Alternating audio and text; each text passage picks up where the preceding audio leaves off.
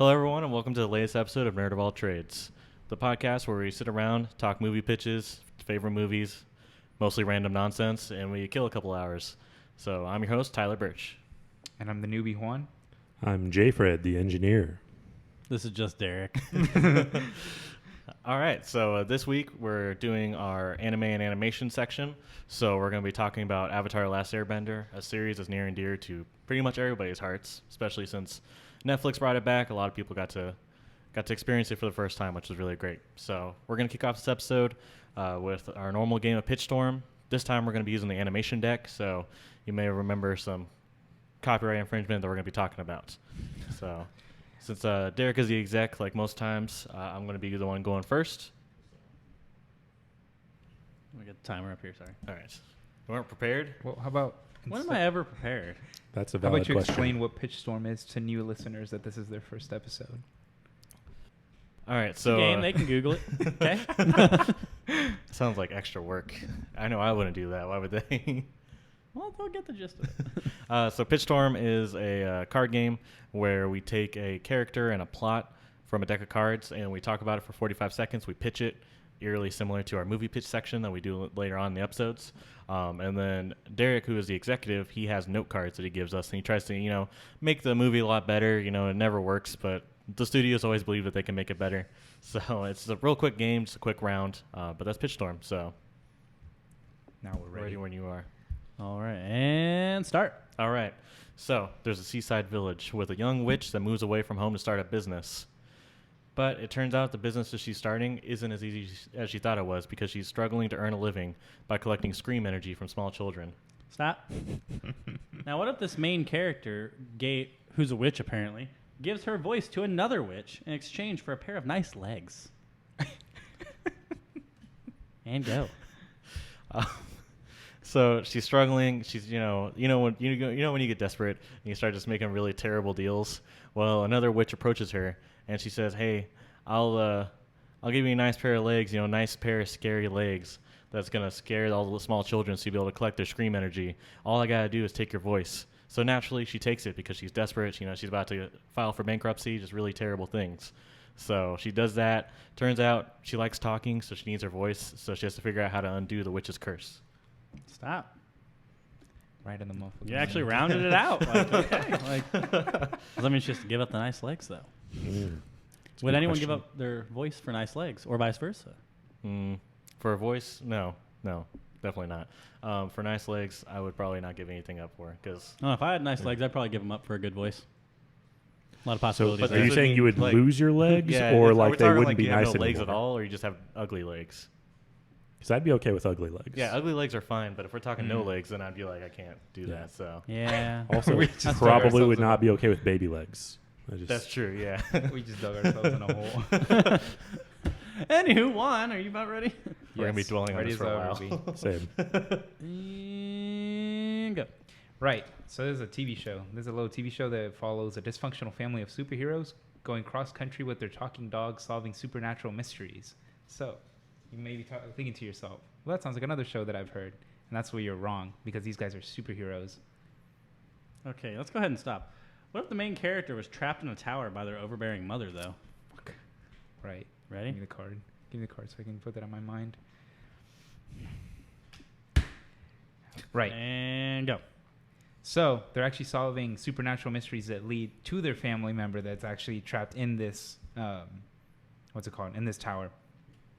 So they're going cross country with their talking dog. It's a whole lot of fun. The dog basically acts as like comic relief. And basically at the end of the TV show, they find like the final missing piece to be able to find their family member in that big tower. I don't know what we're going to do for the mother, though. That is a pretty good idea. The mother sounds like the one that's actually planting the clues, Stop. She's actually wearing the mask, Juan. All right. Just imagine the talking dog just kicks her out the window. She falls off the tower. All right, Jayford, let's see what you got. And go. All right. So you've got this mean, sarcastic cat that's addicted to lasagna. All right. And he has to protect the world from evil transforming robots. So he's in the kitchen. He's trying to explain to his roommate that all these robots are just everywhere. So he's telling him about it. The guy starts laughing. He realizes it's funny. He starts laughing. Then he shoots the lasers out of his eyes at the toaster that he noticed was laughing. Anything else? No? No. You're just gonna wait for me to. Yeah, I'm waiting for your note. What if we set this story in Wonderland? Ooh. Is the cat's name Gazorpazorp? I'll say, what's Wonderland? No copyright infringement. Wonderland is from that story about the girl walks into the tree and goes down, and like. The Oh, rabbits are- Alice in Wonderland. Okay, You're gotcha, not supposed gotcha, to gotcha. say the thing. And we're sued. Actually, Pretty sure that Alice was in written Wonderland long is enough in ago. public domain. Yeah. Sweet. So it's Alice in Wonderland. Alice. The author has 70 years, and after that, like, it's done. I thought Disney Sweet. would own the rights since they made the movie. No, Okay. no. Well, they I didn't guess make the it's like original. Tim- He's like, no. Fuck They didn't make the Disney. original story. Exactly. I mean, overall, Disney's fine, just not You're anything biding related. time. Start. So Got him on a fucking tangent. this cat also smokes a hookah and appears out of smoke and just like disappears with just a smile, and that's all you see when he disappears after he kills all the robots. Okay. That's a pretty creative way to incorporate that. I dig it. How did you come up with that, man? Cheshire cat. I mean, I wasn't doing it to be a dick. He was I, doing it to be a yeah, dick. I know. I think it's just my voice at this point. Just who you are as a person. That's true. All right, stop. Definitely agree with Honestly, though, just for the round it out, and I got to give it to Tyler. Boom. For how he got that. Big closer to like, the surprise. I mean, honestly, he was the best. Like, I'll give you that. There's mounds. I was of like, I bias. totally play favorites. Don't worry, he bribes me every episode. There's mounds of bias. But don't worry about Knew it. it. It's important to him You're, to win you're a the most children's improved card player game. of this week. That's fair. One of these days. You actually got through the entire pitch without just fucking crumbling. So One of you're, these days. you're getting there. And you didn't say you were going to go fuck yourself. And I didn't say it Congrats. was a dream. Also, yes. See, you're improving in Yeah. every area. And they say growth doesn't happen. All right. Yeah, so that was a quick game of Pitchstorm. Man, we got to really play the TV show version of it sometime where you do it. Like you do Pitchstorm and every round you're building up a season. Yeah. Ooh. It's pretty cool. Oh, wait, that means we have to build off other people's stuff? I mean, I guess the note cards, yeah. Hmm. So that maybe throw the season off. But you still get to build it somewhat. I mean, what TV show? But I hasn't mean, thrown like- shit out the window. Do you start with, like, the first part of the season, then no, he no, doesn't? no. Okay. You're building your own. So Okay. Mhm. I'd be all right with that. Yeah. But if I had to go after Juan, No, it'd be garbage. yeah. How do you follow up and then you find out it was a dream? And then he wakes up in this season. And it turns out the dream he was waking up from was just a dream that took place in the exact same world at the exact same instant. Whoa. Isn't that what they try to do for The Walking Dead? Like that's how it completely ends. It's like Oh, there was wakes up and yeah, it's there was a dream. big theory the entire time that like Rick was gonna wake up from his He was in coma. yeah. Yeah. Luckily it didn't end that way, but like Thank goodness. it makes like what's really sad is like it would have made sense too. Like you know, it would have been like the biggest like screw you to the fans, but after Game of Thrones, we've all been hurt. So It's fair. I'll witness some trash endings. That's what really kills fucking seasons. It's Yeah. Bad endings like The Sopranos. Series, not just seasons. Series, Like yeah. The Sopranos. Just That's why I couldn't can't watch. appear That's why I black. can't watch How I Met Your Mother anymore. Yeah, that That's does make it true. really hard. Yeah, it It does. was a It really great show, defines it but because the ending was you gotta terrible. have a It's a good payoff. ending. Like, Right. Let's wrangle back our thoughts. well, we're just talking about that because we're gonna talk about one of the greatest endings of TV shows. So Why don't you tell us what this episode's about? When Ozai kills the Avatar. when the Phoenix King rises and obliterates the Earth Kingdom. That's what in my heart happened. Yeah, no, I mean I already told them that it was. I know. I was Avatar: just The messing Last with you. Airbender. he's not messing with you. He just forgot. He needed a reminder. Yeah, he's actually like, I forgot what this episode's about. Can you just quickly, for the fans, please tell For them those people who don't know yet. For my friend. who is me? No, Well, yeah. I mean, if you said for your friend, we would know it was you. So But I You said got it's for none. my friend. All right. Yeah. So we're gonna head on to the movie pitch section. If you're not familiar, we're just gonna talk about I'd say briefly, but it's never briefly. Talk about just what movie pitches, stuff we'd like to see that happens in that universe. Remakes, reboots, random asides with side characters becoming heroes. Whatever works. But this week we're talking about Avatar: Last Airbender. Anyone want to go first? I'll go first. Ooh. I think movie-wise, I feel like the comic book should be made into like at least like their middle age of like Aang and like the whole like Avatar team. I feel like that should be made into a movie because like kind of like fill in the gaps from Last Airbender to Legend of Korra. but not live action. If it's live action, I don't even want to like acknowledge that it's a movie. But I don't know what movie you're talking about. You've also got some rough news coming because Netflix is working on a live action Yucky. adaptation of this. right, so if it is going to be live action, it better be good. That's all Oh, I'm like saying. everything that's live action. I mean, that's kind of debatable. There's some things that are live action that shouldn't be live action. I mean, yeah, I get that, but like, if But you're if they're making a gonna be live live-action action, movie, they should be like, good. You want it to be good. Yeah. Do you ever see a live action adaptation of something you like and say, "Man, I hope this sucks"? If this isn't mediocre, I'm walking out right now. Right? I feel like after the couple like other like 3 movies of Transformers, I'm like, I know what I'm getting into. And then they bring in, Excalibur and stuff. And then they freaking bring you down even fucking more. I feel like the thing that brought it up was the fucking dinosaurs. They were really cool, and they did like Dinosaurs nothing. were So cool. But back to my fucking topic. I feel like that little portion to kind of connect Last Airbender to actual Legend of Korra would be really cool. Just because I'm a big slut for backstory. So what time span would that actually take up? Shit, see, that's 'Cause what I don't know. I One feel movie is 7 years. Yeah, I was going to say there's 70 years between the end of the Last Airbender and the start of Legend of Korra. I guess the building of what's the name of the city that Republic City? Yeah, Republic City. I guess that would be cool.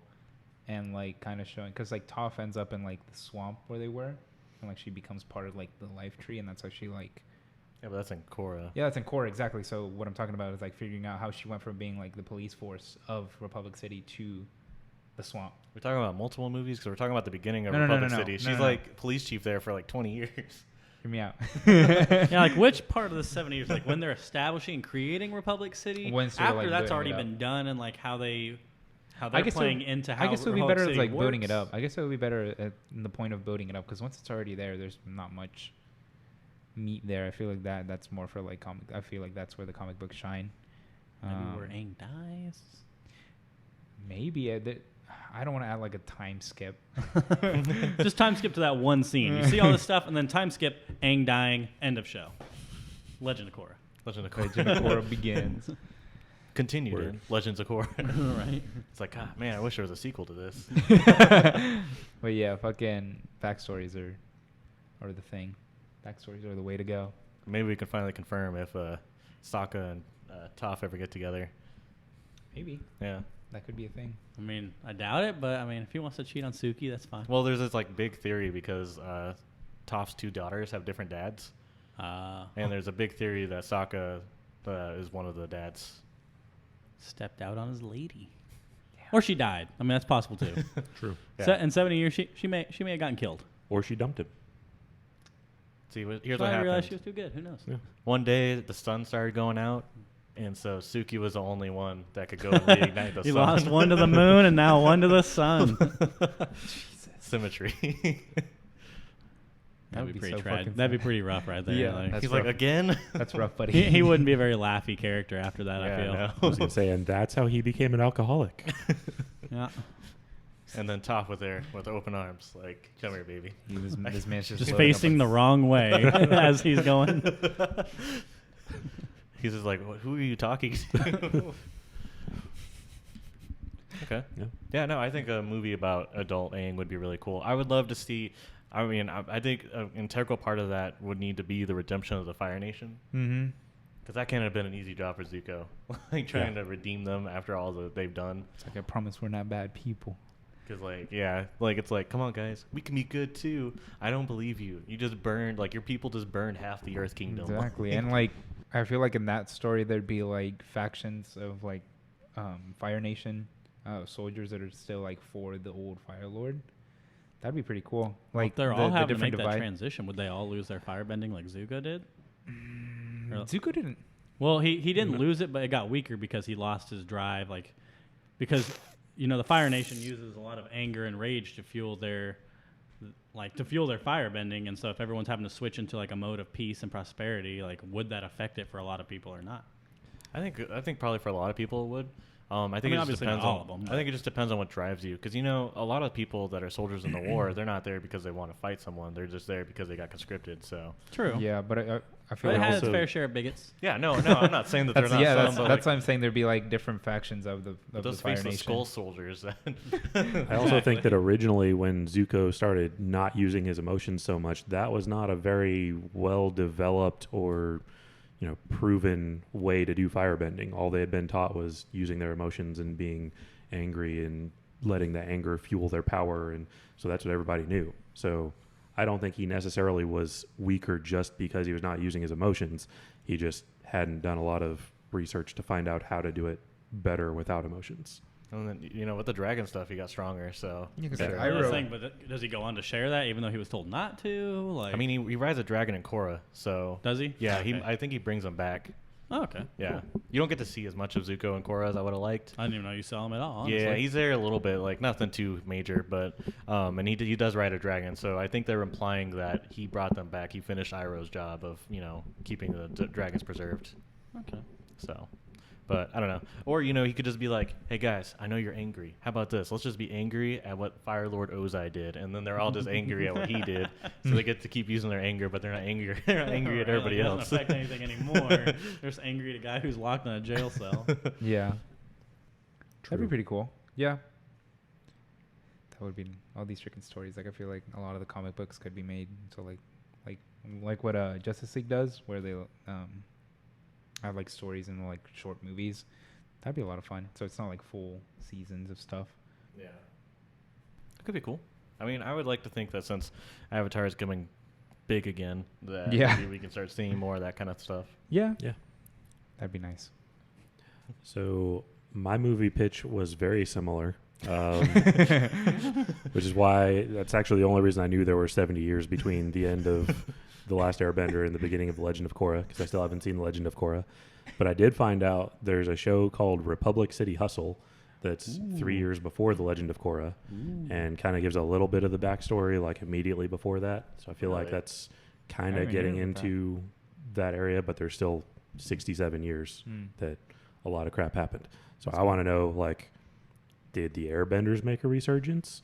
What actually happened to the Fire Nation? Did they or I don't know. There's a whole lot of stuff that I would probably have more of an idea what was going on once I watched The Legend of Korra. But I was going to buy it, and then Tyler mentioned that it was going to be on Netflix in a couple weeks, and I was like, I can wait. It's fine. Yeah. Well, to fill in the gaps, what I do know is that the Aang started up the airbending nomads again.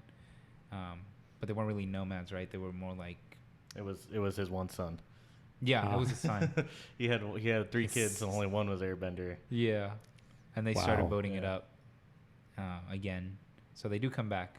It's actually so it starts out in the beginning of Korra where it's just his kids, but there's actually in season 3 you get to see them all come back. It's really cool. Yeah. So definitely go and check out Korra if you haven't already. But you get to see the air nomads come back, and you get to see like why the Fire Nation was so terrified of them, because they're pretty scary. Like, All right. yeah. And these are people who've only been airbenders for like a couple of years, and they're like kind of scary. And I was like, okay. That's fair. I would have thought they would like the airbenders because, air helps fire get hotter and all that stuff. But We're not talking about that. We're not talking about laws of fire and what Strong freaking. gusts of wind. Honestly, also yeah, that blow makes- out fires. Though. Yeah. that depends, though. If it's a well enough built fire, then no, it's just going to make it hotter. I mean, a tornado Well, against a tornado- campfire. Against a campfire, yes. It's a campfire. You're talking about very different quantities That's like here, saying when you're holding a match in a rainstorm. right? That's like, but yeah, 'cause, I mean, yeah, that's how forest fires work. It's like, why don't they get put out by strong winds? It's like, it's just getting bigger because of it. But yeah. Yep. Yeah, that doesn't make any sense because, like, especially when Zuko like shoots like big old fireballs and it just doesn't get any hotter. I guess because like this like slipstream. I don't know. Who knows? Also, the air nomads have the highest concentration of Yeah, benders, so they're and plus just, they're they could just put a freaking bubble cool. around your head and make you suffocate. They're so, just freaking That's fair. cool. yeah. They can cause firebenders' fire to spontaneously combust as well. Ooh, I And guess firebenders safe from airbenders fire, could but not probably from remove all explosion. the air as well, so then they could Mhm. also put out fires by Mhm. doing that. Which probably goes against their teachings, but Right. you're the Fire Nation. You don't know that. Yeah. Yeah. I Fair. do like the Fire Nation season where they're in the actual like islands of the Fire Nation That was Those really are a lot cool. of Yeah. fun. I wasn't expecting them to be behind enemy lines, like seeing how Mhm. they live. Like you're used to like the people that are the bad guys being faceless, and then you're like seeing their schools and stuff, and you're just like, It's like, these are well, now I feel bad that we've been kind of wanting them to die. We've just been shitting on these people, and these kids are just brainwashed. just living normal lives. Like, Well, what they think is normal lives. yeah, that's true. Yeah. The Hermit Nation. Yeah. So, Fair. yeah, like I said, basically the same thing. Just that gap between Last Airbender and Legend of Korra. I want to see a lot more information there. Okay. Okay. It's not bad. Yeah, mine doesn't have anything to do with backstory or anything like that. Mine's just kind of set in the same world. Obviously, I mean, as we go on through all of these, as everyone's, I'm sure, picking up, as I tend to like the villains, I'd like to see one where the Avatar is born and, like, as a kid, he's kind of corrupted and goes down a darker path. And so we have an Avatar who, you know, is rushing to want to be powerful, want to learn all these elements, and therefore, you know, learns all 4 of them quickly, but never masters any of them. But, you know, he's actually the villain of the series, and there's, like, you know, this ragtag group of heroes, whether they're friends or how they meet each other, you know, that's not for me to come up with right now. But, you know, and they each encompass, like, you know, there's at least 4 of them, one from each of the different nations. And, you know, they learn to master their actual powers. So one-on-one, like, you know, the waterbender's power versus the villain's waterbending, they're stronger. But obviously he has all 4. So all 4 of these heroes have to learn to work together using their strengths of their bendings to be able to take down the villain that can, you know, use all of their powers at once. I like it. I'm just doing it kind of a, you know, reverse story about the Avatar. Like, I don't know if that would have to take place like after Korra or before Aang or whenever that would be. Like, it sounds like it's kind of outside the thing because they've never really mentioned if an Avatar really could even go bad. But that's what I would like to see is just, you know, with the Avatar being the most powerful being in the universe there, or, you know, at least humanoid being, whatever, dragon turtles. But with all of that, seeing someone fall to that temptation to, like, get corrupted and want to learn it and learn all the power for a different reason other than to protect the world. So, which nation do you see this Avatar coming from initially? The Fire Nation. So there's a couple different thoughts on that. Obviously, if we think Evil Nation Fire, but in my honest opinion, the air bending is the strongest form of bending. So, you know, I mean, we've already talked about, yeah, you could force someone to suffocate. Yeah. There's oxygen in liquid, like in water. Also, like, I've watched several shows that have to do with elemental magics, like that, like other animes and stuff, and you can, like, shoot air in, like, such a high, like, speed that it can cut through metal. Like, it can slice people in half. So, like, honestly, air magic's terrifying, and so I think it'd be cool to see a corrupted, especially with the air nomads being all peaceful like they are, just seeing someone who was kind of born into the, you know, the traditions of the air world and, like, it just not being for them. Like, you know, like, sorry, like, this just isn't me. Like, I know this is the way, like, my family's done it. You know, they're forcing me to go and learn the ways, but this isn't me. And, you know, it just pushes them further and further away and off the edge.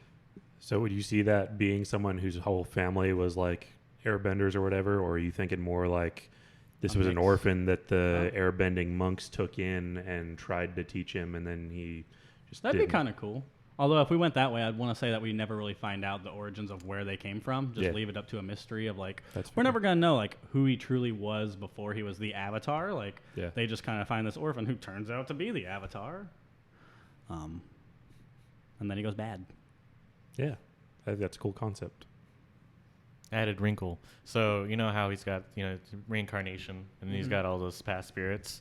Like, could you imagine, like, him being evil and doing all these things, and these spirits are trying to, like, communicate with him He's and, like, driving him further insane, like he's they're like, schizo or "Bro, something. you're doing the wrong thing. Like, this is not how we do things. Like, we're supposed to keep balance, and you're out here just offing people. Like, it's like this is not how the Avatar operates. And, like, He's like, ignore. It also opens the potential to see, like, a much darker side of the spirit world too, like communing and trying to form partnerships with, like, the darker spirits, like Ko and some of the other ones that we see in that world. Yeah. Versus, you know, like, trying to get help and advice from spirits and trying to maintain balance there, trying to use them to, like, almost attack the natural world if possible.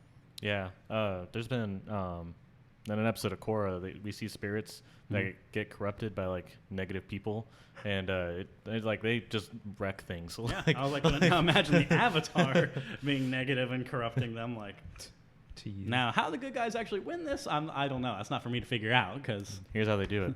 It's called old age. it's called, as we all know in every show, the power of friendship. The main leader watches his girlfriend die in front of him, and he goes crazy, and he just pulls out some really rare version of his bending.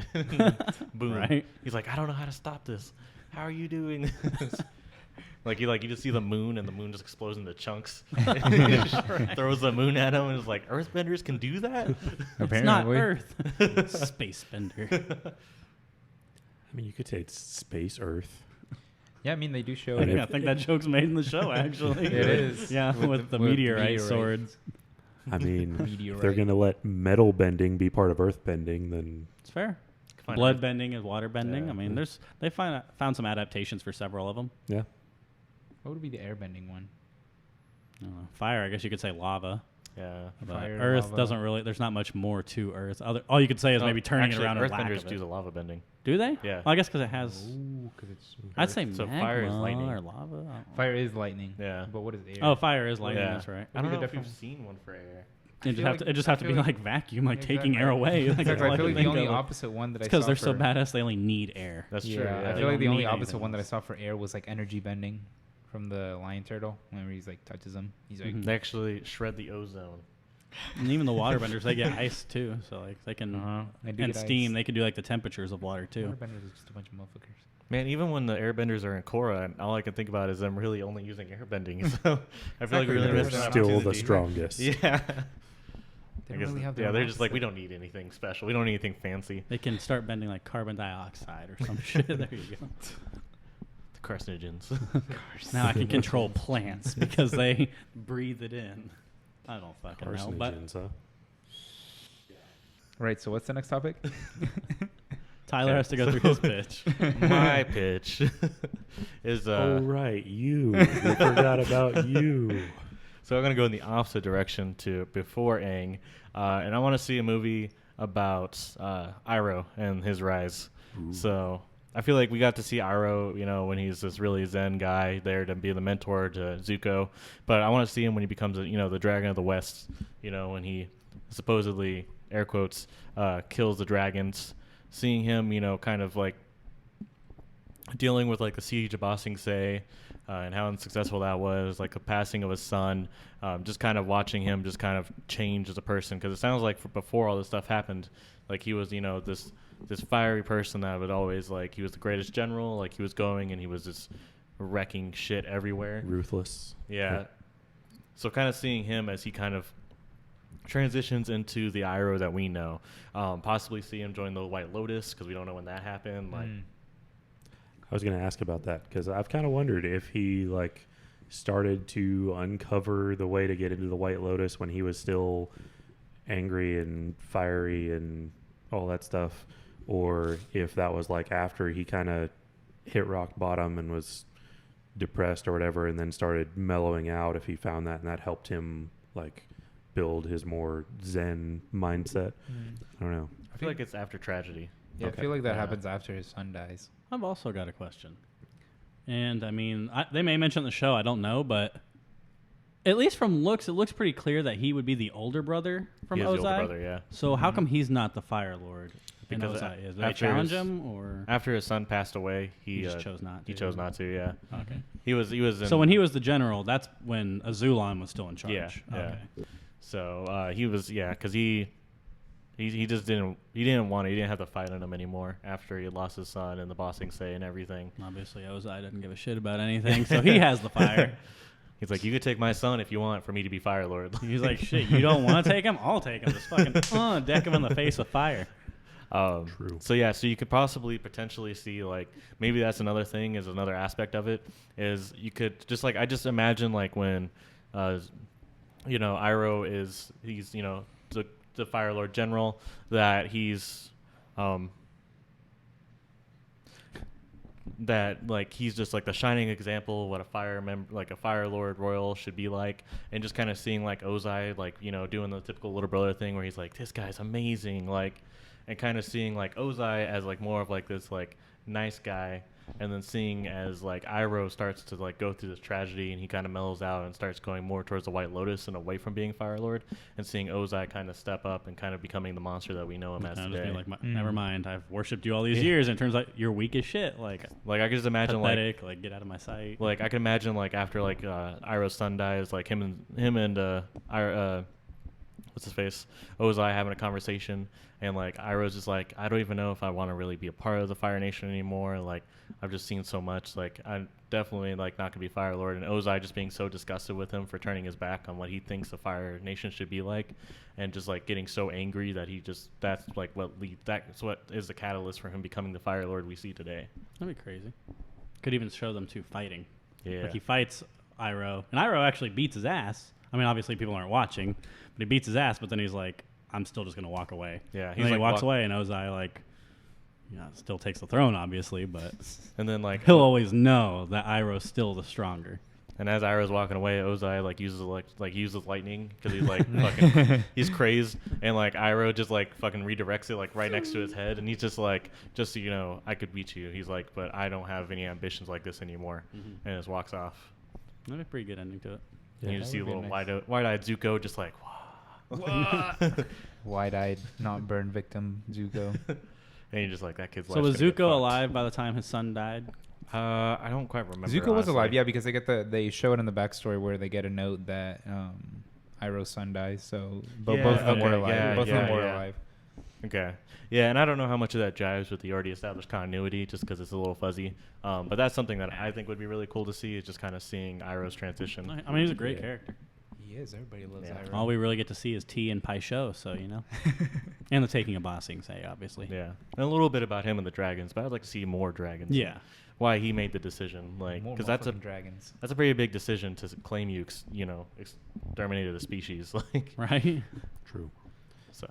Although that's probably the right choice at that point, because if he tells people that they're exterminated, then nobody's going to search for him anymore. If they believe him, of course. But true. That's a good one. Yeah. It was quite a good one. Taking a sip break here. I'm glad you announced that for everybody. A sip of your water. In the bottle hard, are we? Huh? True. Is it You're not in the driving bottle tonight, hard? are you? Hitting the motherfucking juice hard. How many of those you gonna have tonight? Shit. About to be hydrated as fuck. Electrolytes, bro. Electrolytes. Got what plants need. All right, awesome. Yeah, that wraps up our movie pitch section. Hope you enjoyed that. Hope you got some good ideas from it. So we're going to head into the next. It's going to be, usually it's our favorite movie, but since there's no movie for Avatar: Last Airbender, we're going to talk about our favorite season. So I'm going to go with J-Fred since he went first. Or no, sorry. Juan since he went first for last time. Me since I went first. I guess my favorite season's gonna be the one where they meet Toph, the rock one. Season 2. The second? You mean the Earth season? The Earth season, yeah. Where he Earth met his season. earthbending teacher? Yeah. Who Earthbending wasn't teacher. Earthbender? You mean, wait, each one's water, earth, and fire for that reason? What? Whoa. Oh my god. Whoa! Come on, one. Whoa! This is why you're the newbie. Whoa. But yeah, I feel like there was more in the second season. I feel like in the first season they knew what they were doing, and like they were doing like character building and stuff like that, and they were pushing everything. But I feel like it dragged on a little bit too much in the first season, and that's just my opinion. And we're able to get darker in the second season. They were able to get darker in the second Nickelodeon season. was like, we'll loosen the leash a little bit. Yeah, especially in like the second season. Well, in the first season they did have like those. They did go back to the air temple, and they did see like actual corpses. So in like a kid's show, you see like Bro, those are bones. bones. They're bones. But Bones aren't real people. bones are True. people. Bones are what once used to be people. Allegedly. AKA dinosaurs. But yeah, I feel like the Well, no, those are fake. Exactly. Correct. Right. My bad. But dragons are real. Absolutely, yes. Obviously. Where have you been? I'm on the same sites as you guys, apparently. the second season there definitely was more character building, and it was a little bit darker than the first one. Just because I feel like they knew what they were kind of doing now that they had more free reign from Nickelodeon. Kind of because it was established of like, oh, this is gonna be on like the teen version of Nickelodeon, so this is gonna be for teens. So it's like we can kind of push the envelope a little bit more on like darker topics and more topics meant for like kids who are going through the same thing as they are. But yeah, I always have trouble learning new forms of Exactly, bending man. elements. I have no trouble at all. Oh, really? Yeah. Man, Kind of a knack for it. way to make me feel inferior. Again. You should start your own group of people that don't know how to bend and they're scared of it. I should. Yeah, it's almost like the season 1 of Korra. And then we'll just seek out all the people who do bend and do it really well and Mhm. kill them so that they can't do it anymore. Systematically. Yeah. Cool. I've got my plan for the weekend. Right. Thought Derek was Zodiac. Right. So if you I have am your- Zodiac. This sounds more like Adolf. Oh my god. All right, and if you're playing along with the Nerd of All Trades bingo game, you can check off. Do you want bending genocide. Hitler? Because this is how you get bending Hitler. God. Check genocide off the tier list. I don't know why that would be on the bingo, though. Do we mention genocide that much? I don't think so. Because the free space was the Derek one. No, I'm worried that we do talk about genocide a lot. Yeah, I'm going to have to go back and listen don't to the other think we I don't podcasts. think I mean, Now there I'm was all there was talking about self-conscious. Anakin killing the kids, but I mean, I feel like that was about it. Star Right. Wars. That wasn't genocide, That though. wasn't That was genocide. just... Star Wars. Well, it Cleaning was house. kind of. What's it called when you kill a certain age? I guess it's still a genocide. I mean, it was children who were Jedi, so if you consider So it's just Jedi as a... infanticide. Yeah, it's the Genocide. genocide of the Jedi. I'd probably Yeah. be closest. I I think mean, it's I don't just think the genocide of infanticide. 8-year-olds really sounds like. I it think makes it's To sense. be fair, it was really their fault for letting children Oh. fight with weapons like that. But we won't get into all this. Like, that was weeks ago. It's fine. I think that's just We're clearly infanticide over at it. that point. But yeah, that's my favorite season. Is the second season, especially because Toph is my favorite character. Is that the cactus juice season?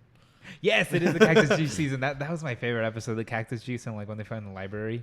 The library was so cool. Yeah, the was. library and the Yeah, that was owl. cool. Because that like pieces together like what the Fire Nation will go to like win. Because Yeah, they go to burning that books. fucking exactly Burn new burn concepts. like Right? burn like Yeah. fucking books. So crazy. I'm glad nobody in the real world does that. Honestly, All right, J. Fred. double check on the Nazi joke. Wow. That's kind of hurtful. Okay, so I also really like Toph. Probably either my favorite or if you were a second character favorite on character. that, if you were a character on that show, you'd be tough. Yeah, But probably. you'd be the play version of Toph, like the one where they watch the play. The really buff dude. The wig on. I wouldn't have cast it any other way. Yeah. I was super excited when she got to bend metal, though, because when she was sitting there in the cage or whatever, they were like, even you can't bend metal. My first thought was, well, they do mine ore out of the earth, so, I mean, I guess they could, oh my gosh, they did it. As he's talking the science theory with himself, she's like feeling it. She's like, this feels right. Just crushes the metal. Like, Fastest Exactly. foreshadowing ever. Exactly. Literally 10 seconds. So that was great. But I do think the third season was my favorite of all the seasons. It was action-packed. It had a whole lot of emotion up and down everywhere. And then, of course, the final battle, Aang and Ozai, was pretty badass, especially with him being able to permanently stop Ozai without having to cross his own personal boundaries and kill him. I like the whole season. Even though That you whole should've, season but I was mean. great. Well, I what agree. else? What else did you like But- about that season other than the ending, which isn't what this one's about? If only there were another Yeah. segment about endings, huh? I know. That's crazy. This one's also my favorite, so I've got you if you don't got stuff. It's fine. Well, you can go ahead and go, because now I I can't was like, think of 'cause anything. boy, do I Tag have in, a tag lot in. here. Yeah, no. So I was in a show hole just a couple days ago, so I decided, you know what, the episode's coming up, might as well binge watch the third season. The season worth watching. No, I'm kidding. The whole show's worth watching, but season 3 I definitely thought was the best. It had just a ton to offer the show. The writing was really well done, more so than I've seen in an animated TV show before. Like as I'm watching it, it feels like I can. As someone who does a lot of writing, like I'm watching it and it feels like I can notice parts of how it would be structured in a novel. When they do like the heist episode and going to break their dad out of the prison, or Sokka's dad out of the prison, like I thought, first of all, I love that just because I like heists and prison breaks and stuff in general. But like even in there, like, the warden at the beginning of episode 1's pretty much like, we've never had anyone escape, and I'd sooner throw myself in the boiling lake than let that happen. And then literally foreshadowing into the next episode, he tells the people to cut the line, letting him fall into the lake if that's what's necessary. Like, just really cleverly written, very, I guess there's a lot of use of little things like that as you watch. Like you just notice the small details. You get to see Zuko's like culmination of his personal development. Like I've never seen a story arc and personal like growth and development from a character, especially like a redemption story, quite like Zuko's. And we get to see how much that does affect him. Not only does he, start to learn that regret and actually end up teaming up with the Avatar, but it does affect his firebending and how he's relied on his anger and hate for so long, and now he's having to find a new reason to go on because he doesn't know who he is in this world anymore. To going and rediscovering basically the secret origin of firebending along with Aang, and then teaching him to master it. All through dancing, obviously, naturally. Of course. All power comes from dance. But Is that why I'm not powerful? you should learn to dance a little more. Dang it. Yeah, it's not because you can't bend. It's because you haven't danced enough in your life. Unfortunately, I don't think live in I the can't Footloose bend because I timeline. don't dance. I just That's a good point. You're right. That's about it. I mean, it's very earthbender of you. Oh yeah.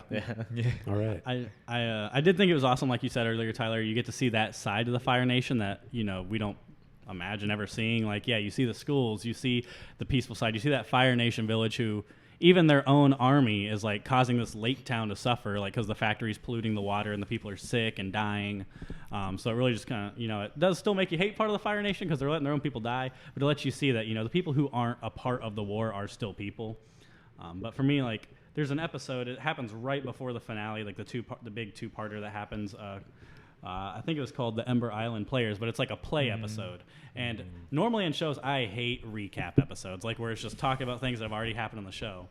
But I thought this is actually, after rewatching the show, probably my favorite episode from the entire show. Avatar State. Yep. Yeah, like Yep, they go yep. through and they re-show you the entire like series in a matter of like 30 minutes. But it's cleverly done from a point where it's not just flashbacks or you rewatching the episodes you've seen. It's done through like this creative play that the Fire Nation is putting on. And so you're remembering these moments, but there's new jokes being made. There's different plays on it that are different because you get to see the story from the Fire Nation's perspective. Obviously the Avatar is hailed as the bad guy in this play, and Fire Lord Ozai and Azula are like the two good guys. And you get to see all this stuff. And it even points out the little things in the show, like in season 2 when there's that Jet character and something Jet. happens to him in the play. This rock falls on Jet, and Zuko didn't really see that happen, so Zuko's like, did Jet just die? And Sokka's like, it was really unclear. And it's like, it really was. Like, in the show, it never really mentions what happens to this dude. Like, Freaking Jet. so they point out a whole lot of flaws, and like you notice, like Katara's like, I don't sound like that. I'm not always giving these emotional speeches about hope and friendship, and then it's kind of like, everyone's like, you kind of do. Like literally like a couple episodes Like, everyone's behind. upset to see this, but the Fire Yeah. Nation really has it pegged. Well, them and the Cabbage Merchant, of course, the course. unsung hero of the series. They really nailed in this My play, like cabbages. how the whole series played out. And so, I mean, that episode alone did it for me. But as a whole, I think it was just the best written season. But you also just see a whole lot of development from a lot of the characters. That's fair. I'll always be upset that Toph never got her emotional journey with Zuko. Like, Yeah, everything like is she really goes on there, funny. he's just like, That was uh-huh. really We funny. should really focus on finding Aang. I mean, he's not wrong because the comet arrives in like 5 hours, but I like how she specifically does. She's like, I'm with Zuko. She's like, I haven't had my emotional journey with him like everybody else has. Yeah, I and feel everyone like, else did. I feel like they did that because she kind of went through her emotional journey once she left her parents and like started going with the whole Avatar. I mean, that's kind of team. how she found out who she was. Yeah. Was through becoming his teacher. Yeah, so that's why I feel like they didn't force her to go through like the whole Zuko fucking revival of like. And we got to see bloodbending. Don't forget and that. we got to see bloodbending. Always. Yeah, The spooky Halloween episode they threw in there in season that was 3. that was also a really good episode. I really liked the. And then seeing bloodbender. Katara use it later on when she's on her trip with Mhm. Zuko. Yeah. Like, and Zuko's just kind of like. Zuko's At first, like, like, I wish he would have reacted a little bit more. Like, his eyes get wide, and then he just goes back to normal. Like, he knows what it is. And like you wish he had been like, you go, girl. But it's just a testament. There's one point I think it was soccer. Someone tells him like, no one gives you credit for this, but you're a lot smarter than we all think you are, or something like that. And it's like, well, he's not dumb Oh, yeah, apparently. when he's talking about like tracking Aang. Like, Yeah. It's like, I did find you all the time. Yeah, like he's not an idiot. Yeah, sometimes we were on accident. Like sometimes it was just like out of pure like coincidence. I'm gonna check like, into this hotel. Holy shit, the Avatar's at this hotel. It's like shit. Why are we in Boston saying let's get out of here? And then Occasionally, Avatar's- there were the some Avatar's there. coincidences, but there were times when it was intentional. Definitely. He also was past his mission to find the Avatar, so we're not gonna ding his record on that. Everybody loves Zuko. I feel like my favorite characters are Toph, Zuko, and Iroh. Well, I mean, it's a good half the cast there, bud. Yeah, But cool. seriously. There's still so many. You still have the Fire Nation kids. You still have the rest of the team. Those The are Fire Nation minor kids? characters. Yeah, like Okay, who's Ty the- Lee. Who's gonna come and tell me that May is their favorite character in all of Avatar? I mean, there's some people that can relate to May. And Yeah, I would say there's a number of people out there that probably relate to May. They're like, oh, Can I'm in relate to this. her, and she's their favorite character. I feel like are very different. I wouldn't want. Like, are we gonna be like, hell yeah, she's depressed, I'm depressed. Oh my god, I love her. She has such a deeper story than I just mean, being depressed. I know.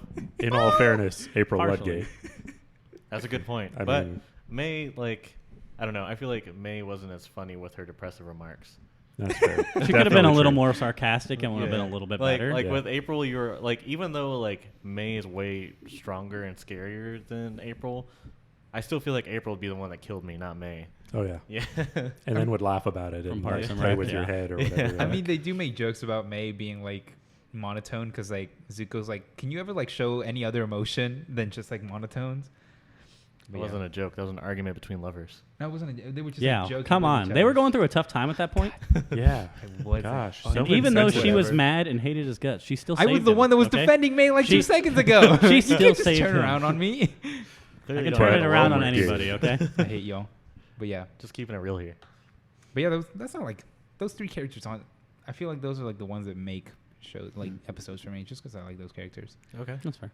That's because I was I really We envy- weren't harassing you about the characters. We were just saying that that was half the cast. was yeah, not half you just the named cast. off a lot of characters. Was like not half we the said, pick your cast. favorite, and I you picked like 3. a gajillion. I picked 3 out of the fucking like 12 that exist. If anything, it's like 1/4. Good math. Okay, if you need this, then yes, man, of course. We also talk about how the most Randomly. fit and like active character on the show is also like the fucking oldest. You got fucking Boomy Oh over my here. who God, just- Boomy. Boomy. It's true. Look at this dude who's huge and towering and everything. He's just I like love how 90 he's like, years old. I love how he's like, yeah, I chose to be captured. Like, Yeah, and then Yeah. he's like, when it was time, like I did this, and they're like, you just took back your whole city by yourself, and he's like, no big deal, really. I've just kind of been waiting around until it was time. I forgot Oh, what was just the thing. chilling. What was Yeah. the thing that like made him say it's time? It was forgot when what the, it was. No, it wasn't the solstice. Was it was the eclipse? Was it? I think it it was was the the eclipse, eclipse. yeah. Yeah. It was the. It was when the eclipse. invasion was going on. He That did makes that. sense. He was like, Yahtzee. Like, he just, It's like, now Yeah, it's because then time, they tried to boys. firebend at him and it just went. Mm-hmm. Now They it's were like, time, "Oh, boys. shit," And and he's started like, fucking earthbending yeah. It's like, everything. yeah. Oh shit. That was a Get cool. wrecked. That was a cool scene. We'll never surrender. I surrender. We surrender. Honestly, I would too. Like my I mean, bending, the I mean, thing you I've got been nothing relying else. I on, mean, like To be fair, I mean they still had weapons, but it doesn't really match up to. his weapon is the ground. Yeah. I mean, that wasn't at that part though. That was during the invasion part. Oh, okay. Against the right, waterbenders. Sorry, I was thinking about his. No, fight. at that part, like he just straight up tossed them out of there. Like there was no, Ah. So that there was no being said- negotiations. He was like, "I'm Wilhelm taking back my scream, city." Wilhelm scream. So that being said, who do you think is the stronger Earthbender, Toph or Boomy? Boomy. Boomy, I think it's Toph. I She has more potential, I Right, believe. that's what I think- was I gonna think say. But he Toph- definitely has the experience. And the I think know-how. Toph is a better technical earthbender. But Boomy is more like If you're going He's raw stronger, power, probably him. Raw Yeah. power, it's him, but she has more purpose with hers. because I feel like in her Hence old the metal age, bending, like- yeah, and being able yeah. to like, that's how she sees. Yeah, 'cause I like, feel he like doesn't in- have to rely on that. Like, Yeah. it's different. I mean, she learned from the original earthbending people, so I mean, Yeah. so did the what's it called? the who? The airbenders. They learned from the bison. Okay, originally, but I'm talking about she specifically met Okay. with the people that were the four, like the Badger Moles were the ones that. I think taught for her, it was just like it's like for some people, like you can go learn from the masters all you want.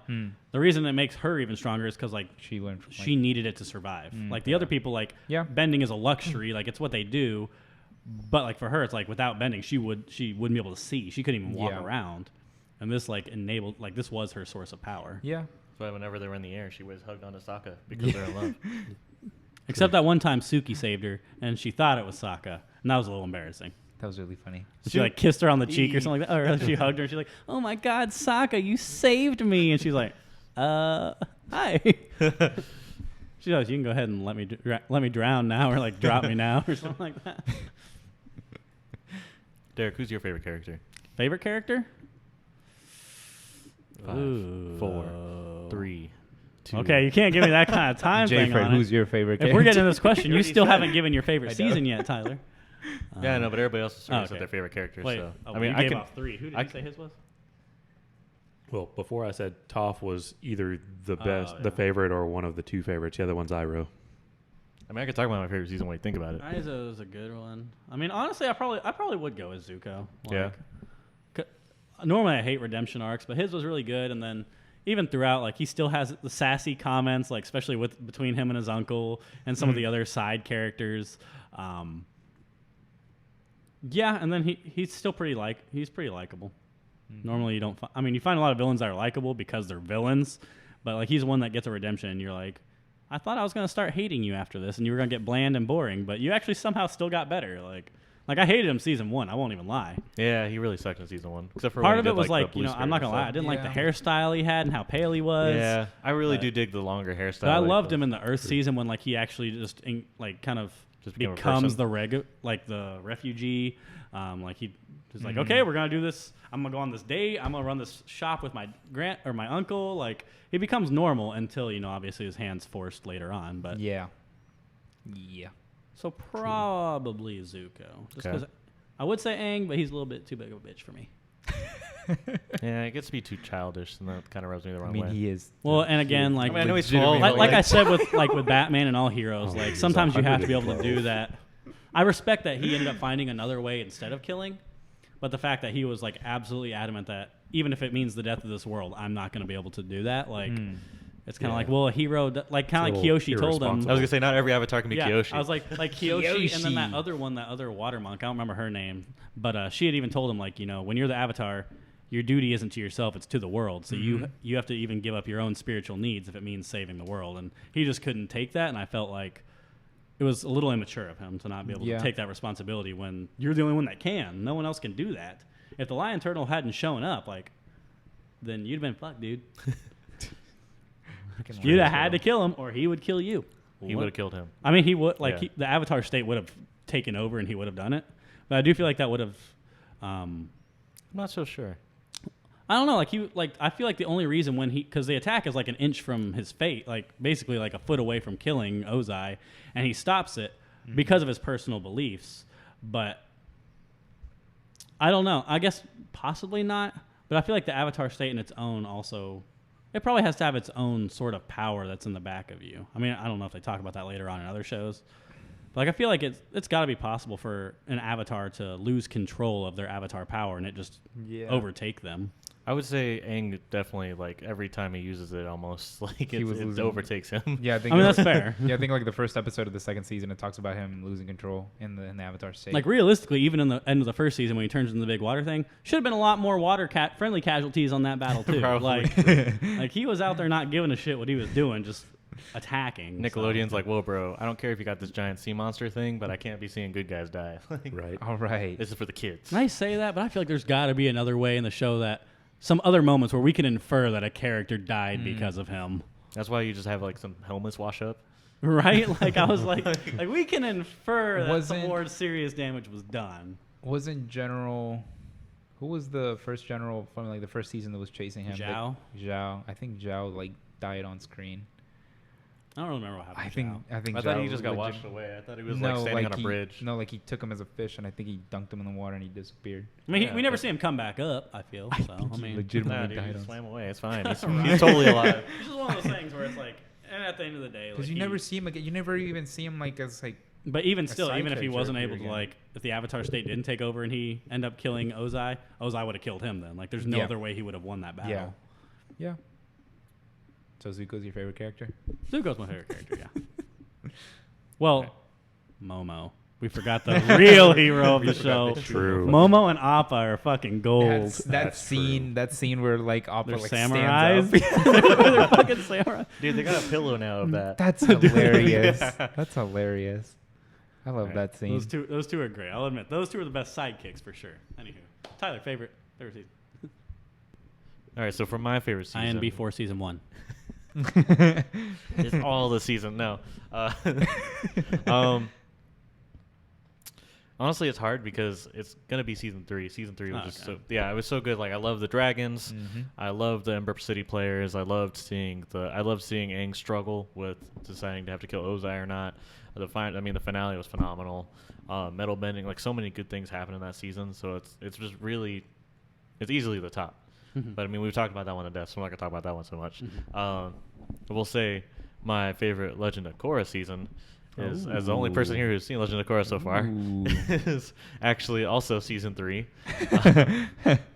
So that season is right I think he just after. likes the number 3. I think he's about to give us a bunch of fucking spoilers too. Oh my What a God. Not till August 14th, Tyler. Come on. What a bitch. So an haven't unnamed seen group of it. people. There you go.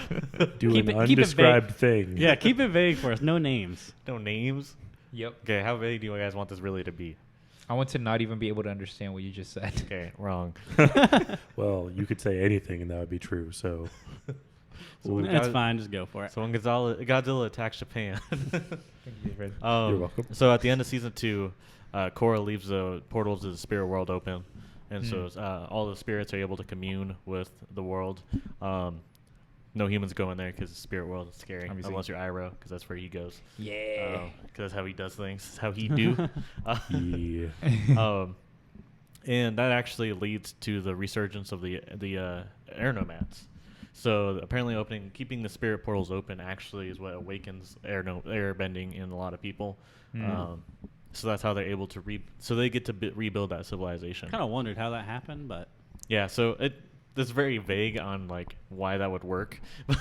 but it does let you know that it did work. Yeah. Okay. Yeah. They're like, because Tenzin, who's the mentor to Korra and the airbending son of Aang, his brother Bumi, he was a regular guy, develops airbending.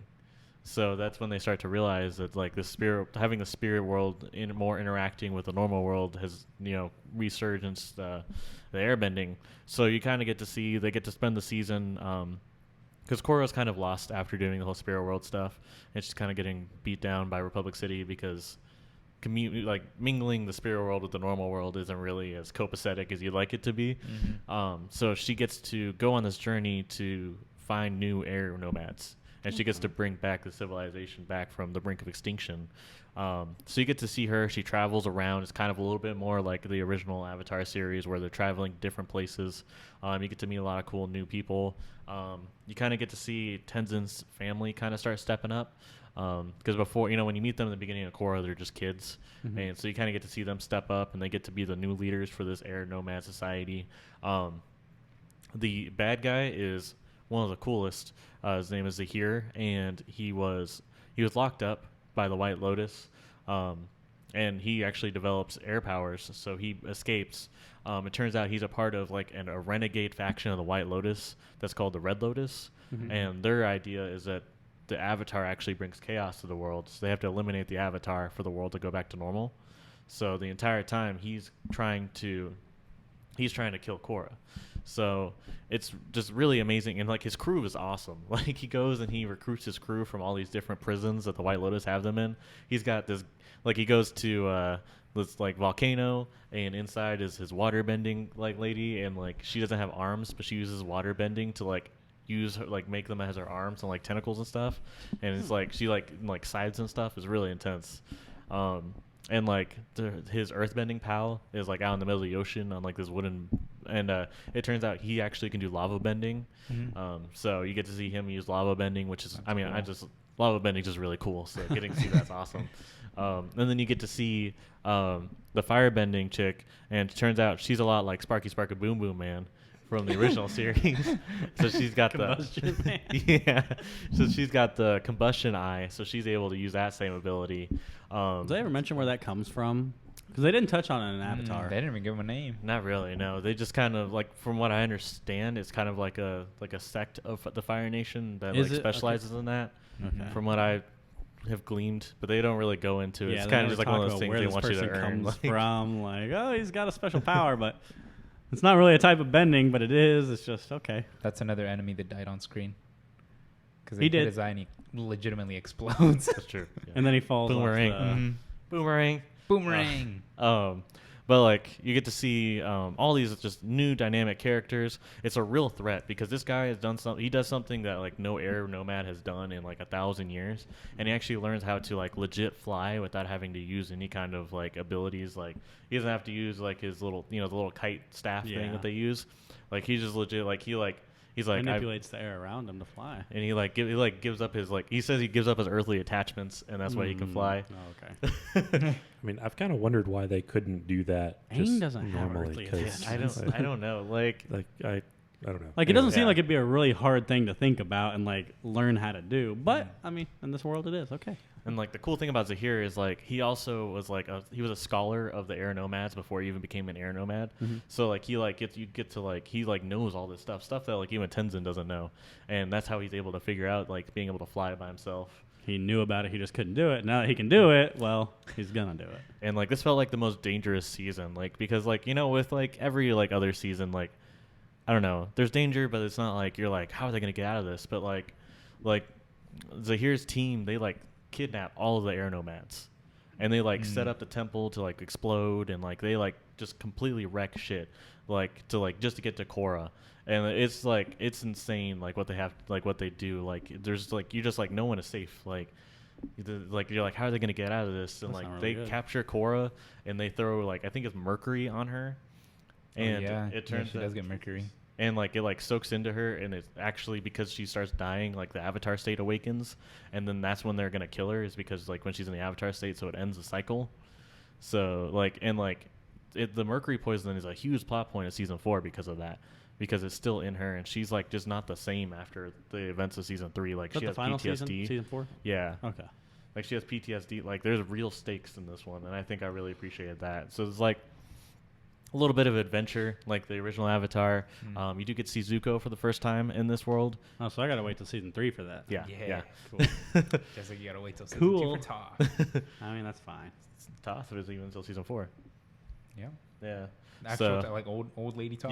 Yeah. No, Old not lady. flashbacks don't count. Yeah, flashbacks don't count. Come on. So like you get to see Zuko and kind of see him with his dragon, which is kind of like a nice little thing to like call back to Avatar, because you get to, you hear all the time in Korra about how Zuko and Aang were the ones that founded Republic City, but that was so long ago. Like he's not even involved; he's just off doing his own thing. But then there's just real stakes. The Red Lotus is just a real like. They make the White Lotus look like bitches. Like, and granted, even though in the original series, like the White Lotus seems like badasses, in the Korra they really just seem like normal grunts. So they downplay it a lot. Yeah, I mean, the White Lotus were just a bunch of old people. It was just a bunch of old guys that were like Technically, masters. I mean, granted, the ones we see are like They're they're higher, the masters, Yeah, like yeah. Grandmaster and stuff like that. But Yeah. we don't get to see that again. Like we just That's see these unfortunate. we just see these foot soldiers that just they're just guarding a prison, so or guarding Korra or whatever. Yeah. So, but yeah, it just feels like there's real stakes, and I feel like a lot of the characters just weren't the same after the season, and I don't know. For me, like I think Korra was just a lot darker than Avatar was. I get that. And the stuff that like it leads into was just really heavy, but it was really well done. So I think season 3 for me was just a highlight for Legend of Korra, and it was better than some of the Avatar seasons. Okay, that's fair. All right. So- Well, before we branch into the next segment, that kind of branches into a question I had was, who do you think would be, I don't want to necessarily say stronger, because that's kind of like a hard way to think about it, but like an Aang versus Korra, like in that kind of showdown. Don't they kind of say that the Avatar state grows stronger with each? I mean, yeah, like, theoretically, generation? like you have kind of like you have the power of your ancestors, or you can get the wisdom of them. I don't know if it ever says you have like all the power, kind of like lights, like kind of like Skywalker type. Yeah, I like think Star Wars actually shit, that's like all the ancestors of the You're Jedi. supposed to be able to like Yeah. the thing that Aang puts, like when Aang encases himself in the ice for 100 years.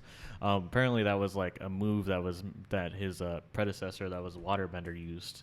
Okay. So he used the Avatar state to like for like self-preservation. Yeah, so yeah. I don't know if like I think it it's like says that you ever, get how like it their would work, or, like, abilities, if their and like when. knowledge of different skills and stuff like that. So Yeah. maybe not like an enhanced power so much as more knowledge than you could possibly have gained in your life because of all the other lives that are Yeah. attached to you. So she's just relearning the same bending over and over again. Yeah. Right? Yeah, there's actually the episode where he meets the escaped general, the general that left the Fire Nation, and he refuses to teach Aang fire bending.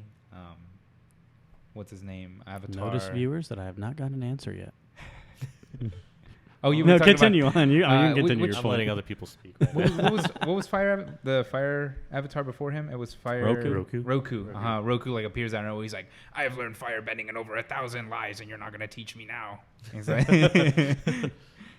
but yeah, so he does have all knowledge. So I think in your question Is of that tied to the all knowledge thing? yeah, because like you have all the knowledge of the past lives. You saying that's why But- Roku knew fire? Because Roku was born into the No, fire. he was nation. basically like, because Tyler was talking about like you have to learn all these like bendings again, even though you have the past knowledge. Oh, of and he was saying everybody. the 1,000 lifetime. Yeah, thing. that's why he was okay. saying the 1,000 lifetime thing. Okay, Uh, I thought I was I connecting. feel like to it the- also I plays into get it you. differently. Like, I mean, for example, like why Aang couldn't learn earthbending that hard because like natural Mhm. elements and your natural opposition is going to have to play a part in that yeah, too. like water Yeah. and fire. Yeah, You always have your opposites. but yeah. So I guess if you're asking like just Korra versus Aang without taking into account any kind of Avatar stuff, that becomes a different question in my mind. I mean, that's true too. I don't know. Like, it's just an interesting thought of like who could win in that because I mean, obviously, there's different ways to think about it. Like, for example, like the fact that Aang can take away bending. Mm-hmm. No one else could. Well, I don't know if Amon did that or not, or if he just paralyzed people. I don't remember how that worked. Bloodbending. Amon was bloodbending. Okay, Yes. that's what you're right. That's what it Yeah. was. I do remember that from season 1. Amon was awesome. He was like I. That's why season 1, like of course, I did watch season 1, and I was like, I love this dude. Like he's a badass. Like, I don't know. Like, and I mean, I always want to root for Aang because I don't really like Korra much as a character. Mhm. Like, she's kind of annoying to me. That's But then again, Aang kind of is too sometimes. So, they both have their downsides. But like thinking of just like, I feel like Aang doesn't have as much that holds him back like Korra does. Like, already being an air nomad, like you kind of give up a lot. In a lot of like worldly possessions, a lot of thought, like a lot of selfishness that I don't know if she does give up stuff like that, but it seems like early on in the season she's kind of like really arrogant, really She grows angry a lot. all the time, does she? Yeah. Okay, because I was about to say like She's not always like she's still angry, but not Yeah. all the time. like Aang, like through his journey, you know, he only grows pretty much in his capabilities and power, but he always has that same personality. Versus, it seems like Korra, it's more of a personality change, like growing as a person. I mean, my vote would still be for Aang, but again, I haven't watched all of Korra, so I don't really know yet. I think my vote would be for Aang too. It's a complicated question because like Aang in the span of a year learned 3 different kinds of bending. It's fair. So you could say in that way he's greater than Korra. But if you're talking about raw power, like Korra, I mean, she was like extremely strong from the get go. Yeah. Like that was like her deal. Like I feel like Was it air that she had trouble with? yeah, because Okay, I thought she so. had a problem with being calm and like Yeah, I getting was gonna say things because like up, so. she fueled those emotions, which seems like Like none of- firebending like was the easiest. like seems like yeah, let's say it seems like air's the only one that might be trouble for is like someone who's a hothead like that. Yeah, she only got air because she lost everything. So it's complicated because they're so different, and also we don't see Aang at that stage of his life, so we also don't know what he's like. But like because like Korra mastered the Avatar state better than he did, but he knew airbending, like, and she learned some different kinds of bending. Like she did learn metal bending, which was cool because I don't think Aang ever learned metal bending. So it's Wasn't as regular of a thing at that point. That's It was true, Still very yeah. experimental. Yeah. with Toph. She was the only one. no, there's like a whole like metal bending society. Yeah, I remember that. Like I yeah. remember seeing that. Like the Yeah. police use metal Yeah. bending with their Police. chains and everything. So it's a big deal at that point. But I mean, I would have to say Korra probably. Okay. Just Yeah. I haven't seen Korra. He's so like, I'm not gonna comment. she dealt with bigger threats. That's fair. So it's hard to say because with Aang, other than Ozai, he doesn't have like a really huge threat. But like, I mean, There was really one overarching story arc throughout his whole show within a year. yeah, Korra was seasonal increments. So she had Amon, Unalaq, and then Zahir, and then Kuvira. So it's like she had to constantly overcome something. It wasn't so much like learning a style of bending and escaping like Aang always had to do. Like it was Very more different like journeys. yeah, because when you're under that kind of pressure like she was, then you have explosive growth because you have to because like she only learned airbending because Amon took away all her other bending. Like she didn't learn how to communicate with the spirit world until she was the spirit world was like attacking the world like and she Yeah. had to like and there was a dark avatar she had to stop, so she had to learn how to like actually meditate and communicate with the spirit world. So there was a dark avatar, so two avatars at the same time. He's like, you'll see. So for every yin, there's a yang, Yeah. and so they go into the background of why the avatar is the way that they are, and it turns out the spiritual aspect of it, there's a dark side to that, that's always in constant battle. Yeah, and that dark side escapes and bonds with an actual human, and so you see a dark avatar. Not really in the way that you were talking in your movie pitch. This one was in an episode, so it was a little bit more like it wasn't as well developed. Yeah, well, not quite the whole thing. And there's still an avatar then to fight this dark avatar. So you do see that. So Interesting. yeah, That is it's quite really interesting seeing the origin of the avatar. Like, Wonder if they have a what's that? Not epic rap battle, but the death battle that's on YouTube. I wonder if they have one of those for probably Aang versus Korra. absolutely. Like, It'd be a fun little animation to watch. yeah. Not that I mean, we all know Aang wouldn't fight her either way. Yeah, So it doesn't yeah. matter. So, but Aang did do cooler stuff in the Avatar state. So it's like there's just like a lot of like give and take, like that makes it a little bit more difficult. There's not a clear winner. It's like if you take in like all these Like, different because technically, Aang was the first Airbender to fly on his own. He just had to be the Avatar to do it. things. Like, Avatar State. so it's a complicated question. Also, his chakras were all fucked up. So Yeah. there's a Yeah, lot of that's- factors to take into place here. So I Yeah. typed in Aang V, and then I came up Aang versus Korra, and Absolutely. there were a bunch of videos. What do you get from that, Mr. Computer Man? You get those angry I mean, I fanboys. haven't watched any of the We'd videos have to yet. watch So Yeah, we're in Oh. the middle of something here, man. You know what I question I, mean, have? I'm ADD, but dang. I want to know what the heck happened to the Dai Li afterwards, because like they were Earthbenders of the Earth Kingdom, and then they joined the Fire Nation. I feel like they were probably just dissected willingly. after that. Because I know they left the Earth Kingdom to go with her to There's just new Dai Li. to the Yeah, that's Fire what I think the Nation. police force is in Republic City is the Dai Li. He's like, because they "Nah, use the no." same thing. They have like the metal. Do they have the metal? Like No, they had the same stone thing? hands. They have the stone hands, Yeah. but don't the I forget what the Toph is the only one that metal bends in that series. Yeah. I know she's the only one that metal bends, but I'm talking about like in Legend of Korra, the police. They Yeah. use metal. Does it come out of their hands? I guess he's Like, saying do are have they it on like- them So as they have well? like a little like reel of like metal that's on their Mhm. that's on their arms. It's like a tape that they shoot off. like today, Master Chief's little thing that he shoots. It's kind of like that. Yeah. So, I feel like that. but there I are would- yeah, I we would go like to to the Earth think- Kingdom and we see the Dai Li again. Ooh, Not okay, like so they're not Dai like Li- any like negative force or anything. It's just Are the they protectors of the Are Earth they Kingdom. advanced So at they all got- from what we saw in Avatar? Okay, Or so they no? got like they got like rebuilt from like the ground Yeah. up instead of being like super corrupt. Yeah. They in may still be, Korra, you do you know. get to May- see any might. of the locations from the first Avatar? You do see the swamp, don't you? Because that's where Kind of Toph like is. for example, that. Well, I guess it kind of got blown off the cliffside, but I was like the Western Air Temple that's underneath the cliff, or the Boiling Rock. You don't see the Boiling Rock. No, they don't. I don't think they go to the Fire Nation. Oh, they don't. Okay. No. Where is Republic City? Republic City is a part of the Earth Kingdom. Is it? Yeah. No, because Does it replace Ba Sing Se, or is it? No. new? So Okay. there's still the Earth Kingdom, but they convinced the Earth King of give their up part of time the to land give up to part of the a land big for this neutral- unified place. Yeah. Okay, makes sense. Because the Earth Queen's such a bitch, and she's like always going on about how she's like. Did the she's dude like, with the bear ever come back to be king? Yeah. Okay, That's the cool. one that they convinced to give them Cool. Republic City. He's a chill dude. I completely forgot that he like just left. No, He just left with his bear. Yeah. Like the only regular animal in the show, this fucking bear. A bear? You mean like a duck bear? It's like, No, it's A just- platypus bear? just bear. Just bear.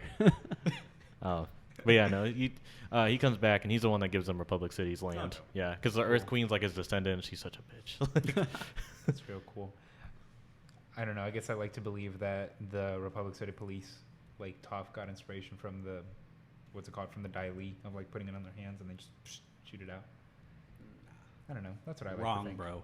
Sure. Wrong. I mean, it's up to your own. yeah. it's up to your own You views. think what you want. Like, Even if it is I could wrong. totally see that. I could totally see them like she being like, "Fuck the Dai Li." Like, it could go either way. So. I don't know. I just want to know what the hell happened to them because it never makes it clear. Kind of like Jet just Dude, they're dying. probably just in prison. Like, Maybe. So, I know we'll be talking all night if we just keep asking questions about Korra instead of just going and watching it. But is there lightning in that one too?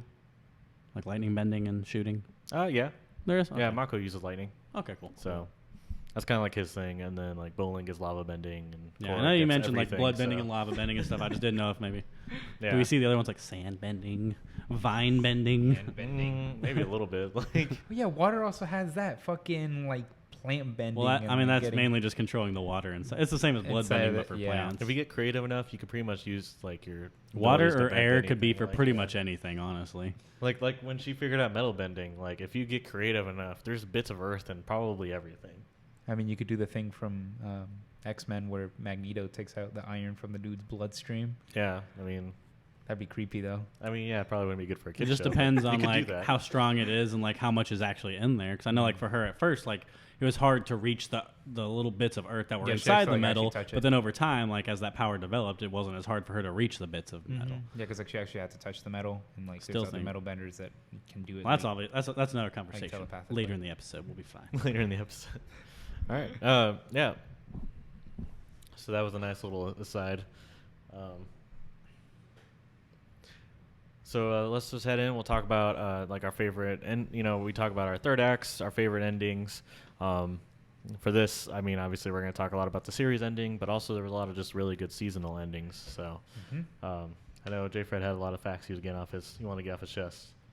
Not a Or lot, Fox, I but guess, a his few. feelings. It's not like with Stephen King, Oof, the whole spreadsheet. that was the whole enchilada. Yeah, The whole enchilada. fell down the fact rabbit hole there. Never again. Till next time. Right. Until I forget or see something shiny, whatever. What? I wonder if tap, tap, tap, tap, tap, tap, tap. 4 hours later. Oh, shit. Go down that rabbit hole. Has a whole fucking spreadsheet about everything Stephen King's ever written. All right.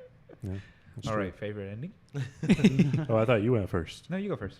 Oh, okay. Well, I specifically called you out. Yeah. That wasn't. well, yeah, but you didn't say that I was going to go first. You just said that I had things I Jay wanted to say. Hey, Jay Let's start Fred. talking, Jay Hey, Fred. Jay Fred, why don't you go first? Jeffrey, Oh, okay, cool. please partake.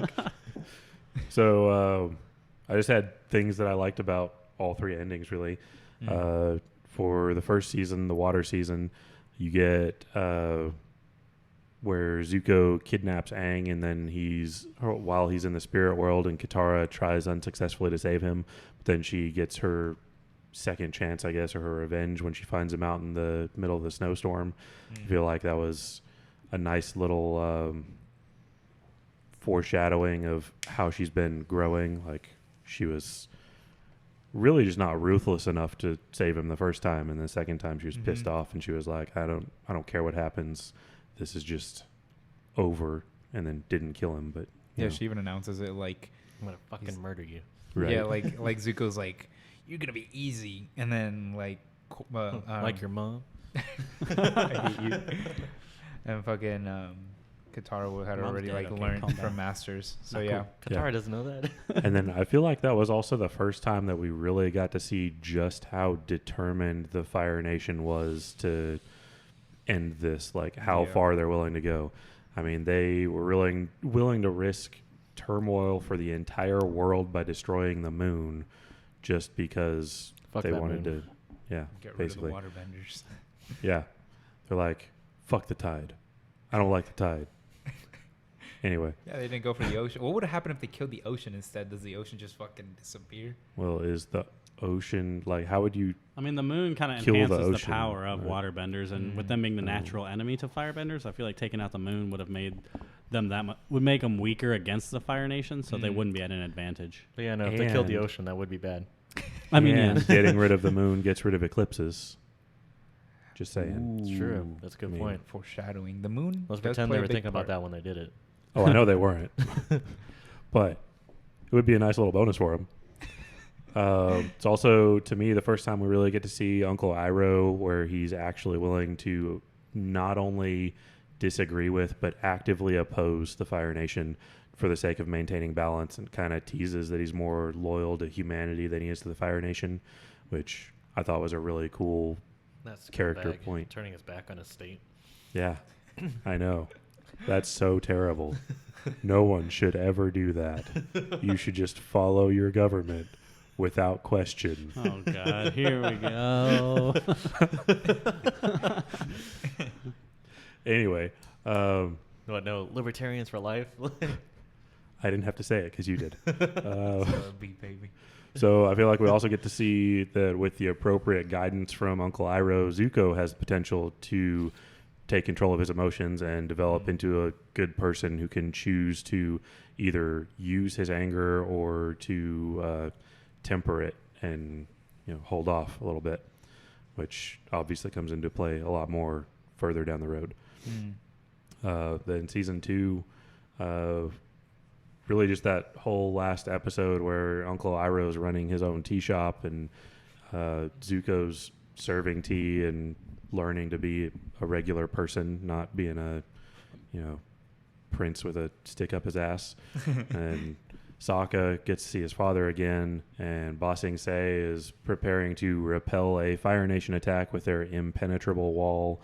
Aang gets to visit the guru who helps him open his chakras, helps him with all but one, and then tells him how to do the other one and all that stuff. Seems like it's going to be a really happy final episode. And then, of course, it kind of takes a turn when we hear about the coup d'etat. And then all goes to crap, which is pretty good for a final episode, I think. It should kind of take a weird turn. It did that pretty well. Then season 3. Whoa. You're not going to talk about the fact that Azula shot him 10 cc's of lightning? Fucking huge amounts of lightning You in his don't back. let other people discuss the basics, Yeah. Tyler. Like literally I was destroyed hitting his like chakra. the high points of the things that I liked about the endings. Okay. You didn't like Gosh. you didn't like Aang getting shot by Don't lightning? worry. I'll mention it. It's fine. Gosh. Fine. Continue, I guess. Whatever. Thank you for permission to continue my part of the segment. I appreciate it. Oh, fearless leader. This is how you get banned. True. This is how you get your sick kicks. And when J. Fred's not on the next episode, you all know why. Jay Fred is taking a sabbatical from the show for the next After 3 a difference episodes. after a difference of opinion, I've banned his ass. Hit him with the old ban hammer. It's an undetermined period of time for his leave. We'll see if his attitude that improves. I mean, when he's ready to come back. Spoiler alert, my attitude will not improve. Just so you know. I have a lot of references on that too. Anyway, so then season 3, Aang's internal struggle with the possibility that he'll have to kill Ozai at the end to end the entire war is a pretty constant source of tension throughout probably the last half of the season or so, maybe a little more than half, probably. That was just really interesting to me to see that. And then, like I mentioned before, the battle between Aang and Ozai was nothing short of epic, honestly. It's a really great battle, especially the fact that Aang was able to stop Ozai permanently without having to kill him. So he's able to do what he needed to without contradicting his values and take away his ability to firebend, which I didn't even think about that as a possibility until I saw it. And I was like, oh my gosh. Yeah. So, yeah. Do you think kinda. Kyoshi was pissed with him after he didn't kill Ozai? Yoshi. I feel like there are probably a number of them that were. I Like, was let's gonna be say, honest. He's like, you little bitch. Probably upset with him to a degree, yeah. Especially the ones that he spoke to, and they were like, dude, like, even that, I can't remember her name, that waterbender one again, like, when she's like, you're going to have to do what you have to do, like, sacrifice this and that, and then, like, I mean, I feel like there's a part of her that'd be proud. Like, some of them are like, you found a new way. You found, especially the air nomad ones. Yeah. But then you have the ones that's just kind of like, you know, you kind of asked us for all this advice, and you kind of just went like, fuck your advice. Like, it's fine. Like, I'm gonna listen- literally I'm gonna all wing of it them said anyway. the exact same thing. Because and he he's- still didn't I'm gonna listen. listen to a giant turtle over all of my Yeah. past Like, lives. yeah. Like, Yeah. there comes that moment when they're like, it's like, yeah, they're proud. Like, oh, you found another way and do that. But just seconds before, like, no, that's what you were supposed to do. Like, that's what we told you to do. And then it wasn't like you planned this out. Like, oh, I'm going to, like, get him right where I want him and then take his bending. Like, I mean, that may have been, like you kind of knew that was within you. But, like, in that moment, you were about to kill, and then you stopped. You're, like, regaining control of yourself. And then there's all of them are in the background going, oh, fuck, this kid fucked it up. Like, nope. he had it. Had it in his over. hands. He It's let it go. Shit. Do we know who the next one is yet? Is that already lined up? Like, We need to everybody- start talking to that kid early. Yeah. Okay. Apparently 12 wasn't early enough. You just see This like kid little still baby screwed the Korra fucking that's like pooch. she's like 3 months old, and like Kyoshi's just like, and then you'll off them. Their first Kill worlds him. are kill. Exactly. Do what must be done. Do what's necessary. My imaginary friends are saying to kill everybody. What should I do? The multiple Listen people to talking in my them. head are telling me Yeah, to kill in that people. moment, Korra was almost never the Avatar because it would have been too early. Yeah. That would have been interesting seeing the next Avatar having to deal with. It would have been an Phoenix King, Earthbender. Like, no, Well, it would have still been a waterbender. waterbender, but I mean, it wouldn't have been her. Yeah, in Korra's time, it probably would have been Earthbender at that point. If that person died, I guess. Yeah, probably. If we're giving them a normal lifespan. Yeah. Yeah. I mean, 70 years. They may not have been dead, but Unless Ozai killed that one too. also true. Like if he can just get them when they're a baby, he can just start blasting them all off. Like as the Phoenix King, he's probably got the resources. Like if you think about it, he's reincarnated. Like this person's Aang really was the last reincarnated. shot. So he's just like, all right. So Aang died on November 5th at 6:45 p.m. What baby was born at this time in this world? Remember the 5th of November. How do they even recognize who the next Avatar is? Like they never mention how it shows. Well, they mentioned it with Aang. It had to do with like the toys that he picked when he was a kid and Oh. a bunch of I stuff feel like that's that. I don't know how very- that's yeah. Yeah. Oh, absolutely. But I we're mean, they also- do talk about that. But We're I'm also a like, society that identifies ourselves through BuzzFeed quizzes. So Yeah. sometimes pretty fucking accurate though. Sometimes. Like- Sometimes not, though. Fair. And then like with Korra, like she came in and she was just breathing fire. So they're like, yeah, this kid's probably the Avatar. Yeah, this waterbender breathing fire probably doesn't have a lick of fire ancestry in her. Probably the Avatar. But no, yeah, no. It's words to think about. I always think about like alternates, how things could have gone. Like, How one event could just change it all. yeah, Like the Flashpoint. butterfly effect.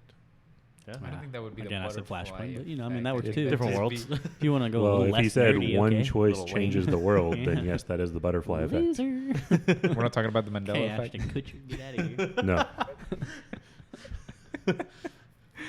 Wow. Right. So next person. I mean, I'll go, but I agree with Jay Fred. Like looking at them, all the finales kind of coincide a little bit. Like we go to the first season, and that's when we really first see like Aang. Like we know what the Avatar can do. We see a little bit of that power here and there, but like that's when he first full on avatars like to engage in this battle and to make like a huge turning, like not like turning point in the war, but like this huge effort that really does stop a lot from happening. Like this was one of those moments where had he not, it could have changed the tide of the war, could have changed so many options. Like we were just saying, like one event can change a lot of things.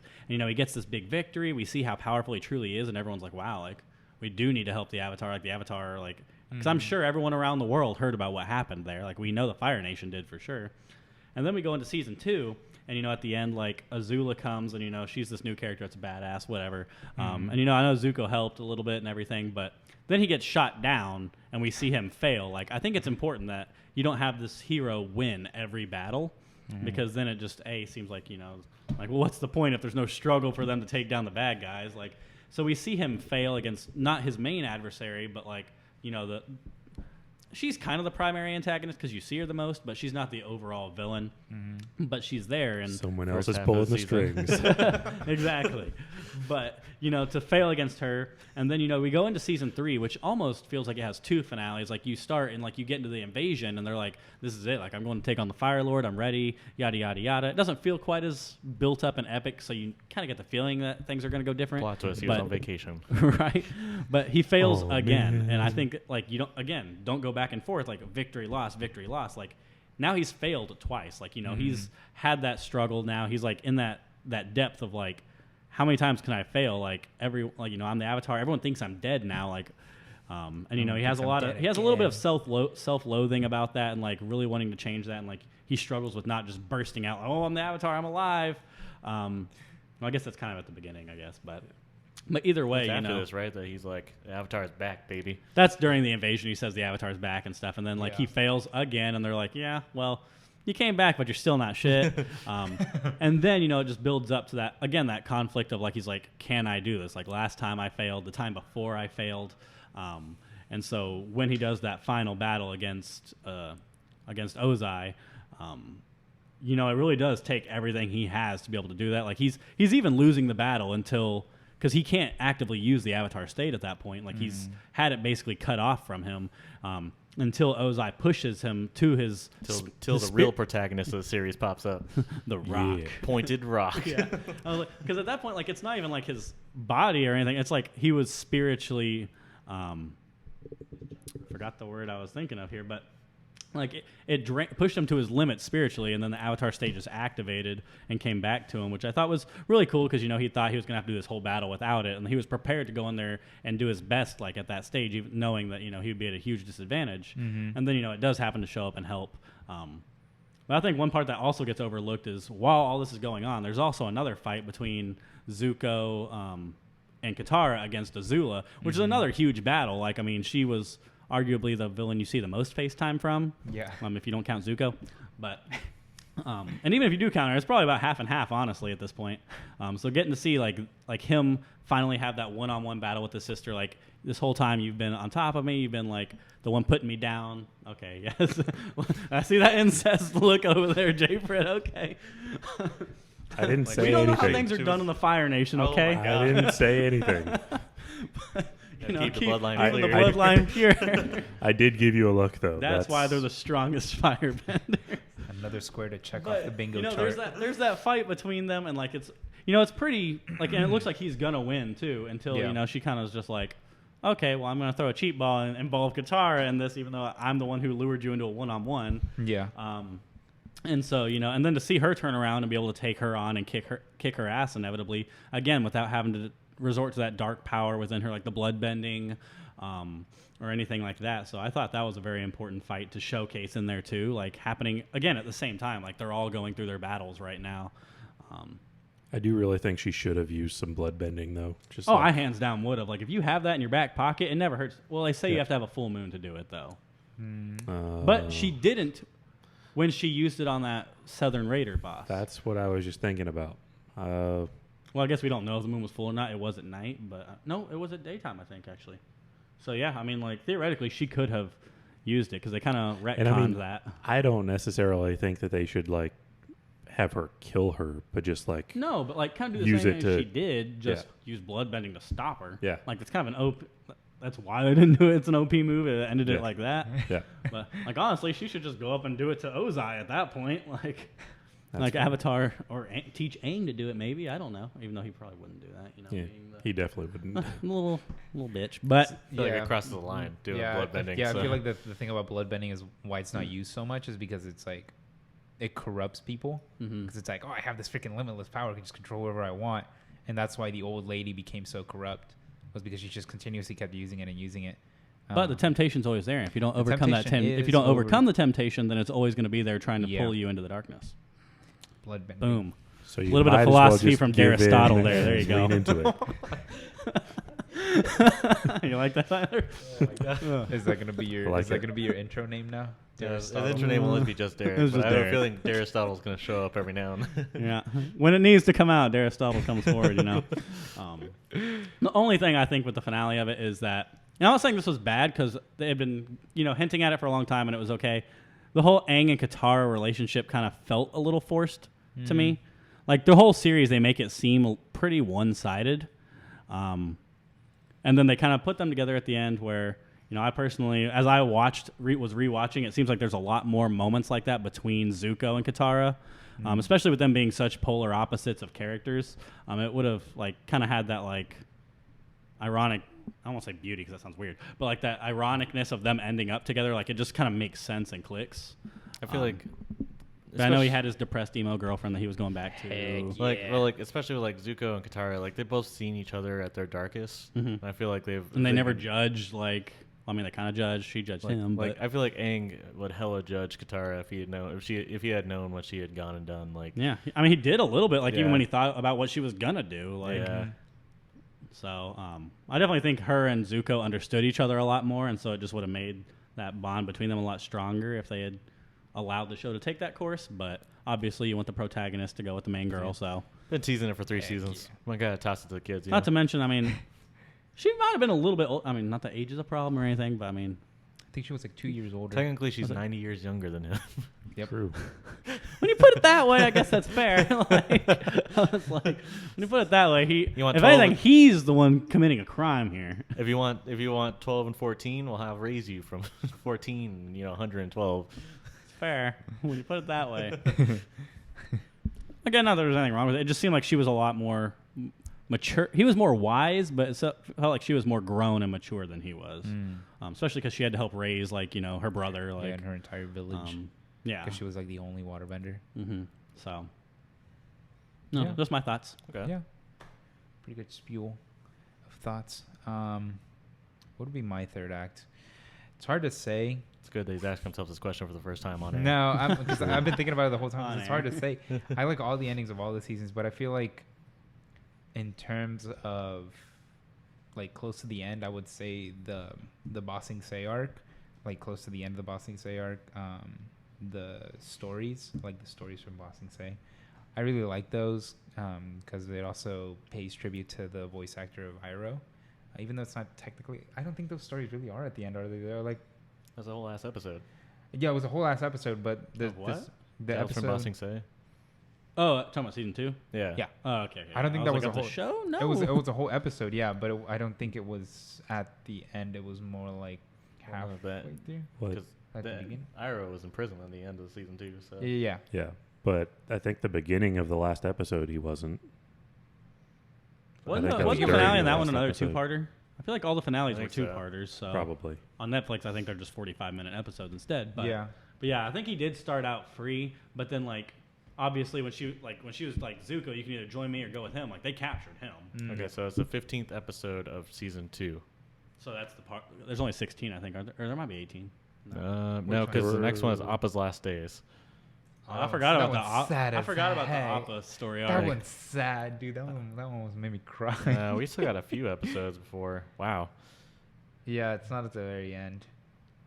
I think The the Crossroads of Destiny. That's a good name for an episode. the ending one is when That's the Crossroads of Destiny. Yeah. Yeah. The Guru, I think, is what I was thinking about. That was Chakra dude. Yeah. and that kind of leads into the Okay, Crossroads so of Destiny. Tales of Bossing so- Say is like 5 episodes before the season finale. Well, I like Tales of Bossing Say anyways, but I also like when he meets the guru and like basically makes him go through like the whole figuring out how to get into the avatar state and how like to open up his chakras. Mr. Yeah, Mr. and- No Love. yeah, and he has to talk about like he's talking about Basically like, telling him, you women gotta will bring you down and do not do it. women The ain't real world Mr. shit. Miyagi. He's like, you gotta let go of all your earthly possessions, and then he sees like at the end of the road, like he has to let go of Katara, and that's the thing Let's that stops say him. attachments, not possessions. Yeah. I mean, yeah, attachment. Oof. Sorry. Cross Yikes! that one off the Juan. bingo. So what was that misogyny. you were crossing off the bingo? Misogyny. Making an insensitive Offending women. comment? Yeah. Okay. Crossing that one off. We almost got a bingo here.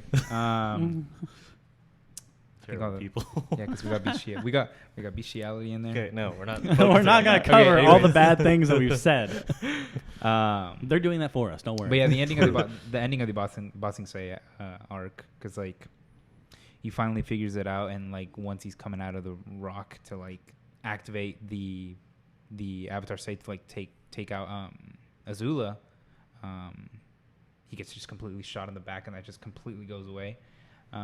So it kind of builds it up to where at the beginning of the season they met the general that's like, all right, we need to make you figure out how to activate the Avatar state so you can just defeat him right away because it's such an OP, like it's such an overpowered state that we really don't even need you to learn anything. And then they just take it away at the end. So I think that's like that was really well done. It was all built up to like Aang needs to figure out how to do the Avatar state, and whenever he meets the Guru, he finally figures that out. But the one thing that's stopping him is Katara, and then at the end it doesn't matter because he gets taken away because he gets fucking lightning in his back. But yeah, that's what I would have to say. Bossing Say arc. Okay. Yeah, I mean, Bossing Say was really awesome. Is there a war in Bossing Say? There is no war in Bossing Say. No, I mean, third acts, it's hard with this one because they're all pretty excellent in their own way. Mm-hmm. Mhm. I mean, I think the first one it was still, even though like we just really kind of met the Northern Water Tribe, like it was still really emotional that the princess had to go and become the moon, and like Yeah. kind of Sokka just being depressed about That's that. rough, buddy.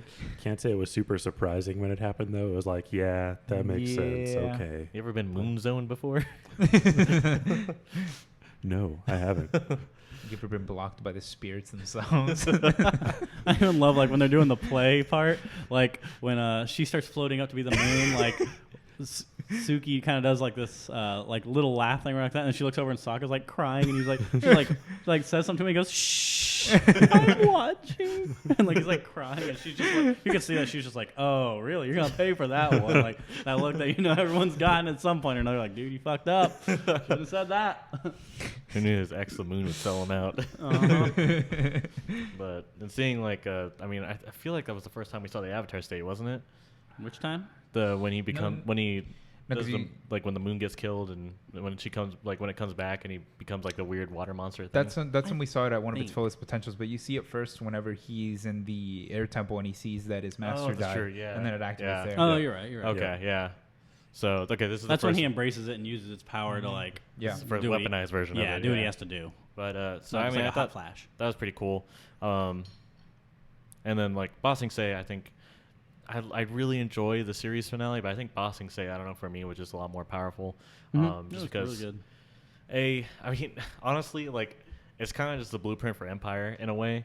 Oh god. Like I'm just gonna be honest, like Aang was about to achieve enlightenment, and then he got the feeling that the people he cares about are in danger, so he has to rush back to where they are, and they're already captured. Like it's kind of like him trying to like come to terms with having to like not have to get rid of this attachment was like really hard for him, and then when he does, that's when he gets zapped and like things are at their darkest, because at the end of Empire things are at their darkest for the rebellion and just our heroes, and Bossing Say just felt really dark because you get this beautiful like moment where like you kind of get to see like Zuko and Katara kind of hash things out and kind of deal with their their troubles, because Zuko's kind of been an entire jackass the entire time.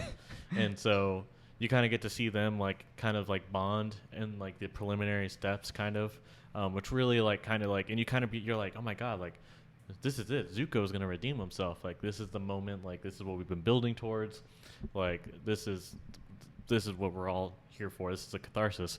And then you see him get faced with the impossible, like for him an impossible choice between his honor and his family, and and Iroh, and he makes the wrong choice. And everything after that, you got this like, you're like, this is it, like they're gonna get Katara back, like they're gonna get out of Bossing Say, like everything's gonna be good. And then once he makes that choice, everything just tips so suddenly. You get this desperate battle to be able to stop Azula and Zuko, who they really can't, like they're too powerful. Aang has to get into the Avatar state, and he puts his own life at risk, and he almost dies because of it. And it's just like this epic, like this battle that you're like, I don't know if like this is like the first time I feel like where you're like, I don't know if they're gonna get out of this. Like they've been in a lot of really tight spots before, but like the Zuko betrayal, seeing him turn his back on Iroh, like seeing Azula just like wreck Aang, like it just really felt like it was the most desperate hour. So It's true. and you're just kind of like it. It's funny because normally for me I like the big payoffs, but I think the Zuko turning his back thing is what made this so powerful for me, because you're like, holy crap, like I thought this guy was going to be redeemed, and he just turned out to be just a scumbag like he's always been. And then you kind of get to see him become that he does get that redemption. He may have stumbled along the way, but he ends up getting that redemption, and it's just, I don't know, I think it just speaks for how powerful the arc is. True.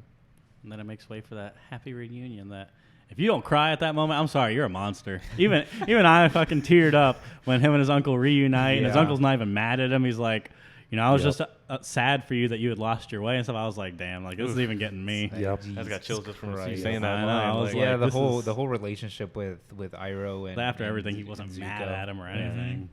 That's why I love the Bossing I Say wasn't arc mad, so I much was just more. disappointed. It's that unconditional love that he never Yeah. got from his dad. Oh, and them taking over the Earth Kingdom. I mean, that was the retaking Bossing Say was. Well, no, like just like the fact that the Earth Kingdom fell, like Oh yeah, just like Bossing Say, the thing that we thought In was season 2, impregnable yeah. because Iroh couldn't do it, and then the Dai Li and Azula just take it over, and you're just like, Right? I Like, was all like, of a this is sudden- like the last bastion of them being able to fight the Fire Lord, and it's just over now. Like, it's like, Yep. well, after this, I mean, the Fire Nation pretty much has everything. Yeah. Like, Yeah, because then they all start becoming like whenever they go into the third book and they start mentioning fire, what was it? What's the thing that they called it? Like fire. What is it whenever you like capture something but it's not like a state in like your area, but it's Conquer?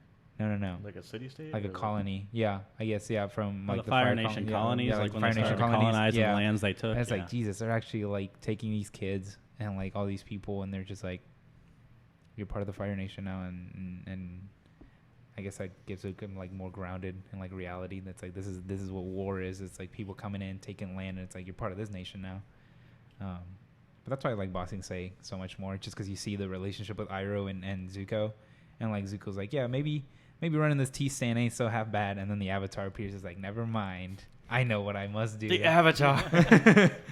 Also, how he saves Appa, that made me tear up. That whole good Appa episode made me tear up. 'Cause I love Appa. Yep. But I mean, I just think the finales were just really well done, like especially for not having like a season-long arc. Really, like they still did a really good job of keeping this series-long story going and leaving you just like blown away and waiting for the next episode. Like every Yeah. time. Yeah. Like this is just it's a really expertly written show. Like I've never Yeah, But seen very much written as well as this was. it's a real nice piece of our childhoods, and a lot better to see it now. I started Again. rewatching it like, I don't know, a month into the quarantine stuff. And I sat down on, I think it was like Friday afternoon or something, and watched it. And then I was like, oh crap, it's 1 a.m. I'm going to go to bed. And then I woke up and I started watching it again and watched it like all through the next day and then like half through Sunday. And I was like, damn, I've seen like half of this show already. Cool. You just get It was sucked just, into it. yeah, it's great. yeah, It is. I mean, and we've talked a lot about the series finale, but I think just the deterioration of Azula when she loses the people that Oh she my thought God. she'd never, Yeah. she'd always have, like that was really powerful. That was really well done because you could like, and like even Zuko saying like something's off about her. Now I can take her. Like Yeah. you're just like, damn. Yeah. Like And just goes to show, like he had someone there to support him. She didn't, like, and that made all the difference. Like having Yeah. those around you to support you. Like there's a lot of those small things that are kind of in the background, like those little, I don't know if you call them motifs or what you want to call them, but they really speak out to it. Yeah. Yeah, she even like points it out. She's like, "Are you treating me like Zuko?" And it's like, "Oh shit, she's not the freaking poster child no more." And it's like, you see her like physically like snap, and like I think it shows it in the comics. Whenever she's older, she's actually in an insane asylum because I she believe actually it, becomes Yeah, insane. I never makes saw what sense. they never really talked about Yeah, much what happened but I to could her. definitely see I that. th- Or I think even she Yeah, legitimate, like- yeah. There's a lot that they kind of leave up to ambiguity in the end that I wish they tied up. Like Yeah. again, when like Zuko goes to ask his dad, like, "Where's my mother?" Because we know she was exiled, but it's Yeah. like we don't know anything else. It's like, well, like, could you let us know if you found her or not? You'll Or- see in the fanfic. Great. No. Yeah, I feel like that's where the comics shine. It's just filling in the gaps of stuff. But I definitely like a novelization of this. Like of all things that they do novelizations of, like this would be a great one to do it. Like it's already almost like it's a book. yeah, Okay. Yeah, no, and I mean, Sokka gets his moment, Toph gets his moment. Like every person has like an important piece to play in the downfall of the Fire Nation at the end of the series, and that's pretty hard to pull off in a like really good way. Usually, you're just like, okay, this is crap, whatever. Like, like I don't care about this Yeah. character, but it's like you care about every single one of the characters. I cared about all of them, even the freaking Fire Nation kids. And I feel like most of those moments didn't really feel like they were forced, which is really the part that I think is usually most difficult in something like that. Because they're like, okay, yeah, they're tying up loose ends. They had to throw this in there, so that would kind of tie that up. But it all just flowed together really well. yeah, Really Okay. well writing for a kids show. You don't see many more of those right now. This wasn't made for kids. I think we can all agree. Yeah, it This- definitely wasn't made for kids. That's why they put it in Teen Nick. But I was like, it was on Nickelodeon and stuff, but it was Yeah. meant for like, I mean, probably our age when we watched it. Most of our age when we watched it. yeah. But Totally. yeah. No, I mean everything that those the people that were in charge of it did. Like Legend of Korra was really good, and Dragon Prince was really good. Mm-hmm. So, okay, awesome. Well, I mean, I guess just one final question to leave it on. Which bender would you be? I'd be Rock. Well, Earth. it's an Earthbender. so- Earthbending. Just 'cause you wouldn't be any of them now because metal fail. bending's freaking cool. I feel like if I had like this like the subcategory of like bending also in the earthbending that I had, I would go metal bending Okay. just as that's cool. So earlier, I was taking a quiz on how stuff works, and I disagree with both what they said and their reasoning. Okay. It's terrible. What did Okay. they say you would be? So they said I would be a firebender. Okay. I can see it. I don't know. Earth or fire? I could see Earth. Yeah. But you want to be air. Earth or air, and air because it usually takes a whole lot for me to actually get pissed off, but when I do, I can do some major damage. And Okay. so, anyway, it says you're a firebender because you're an ambitious, passionate, and outgoing person. Oh, never First of mind. all, I was like, I'd probably be one because maybe I Like- get angry a lot, but nope. That's not me. ambitious sometimes, but it kind of depends on what it is. Usually not terribly passionate.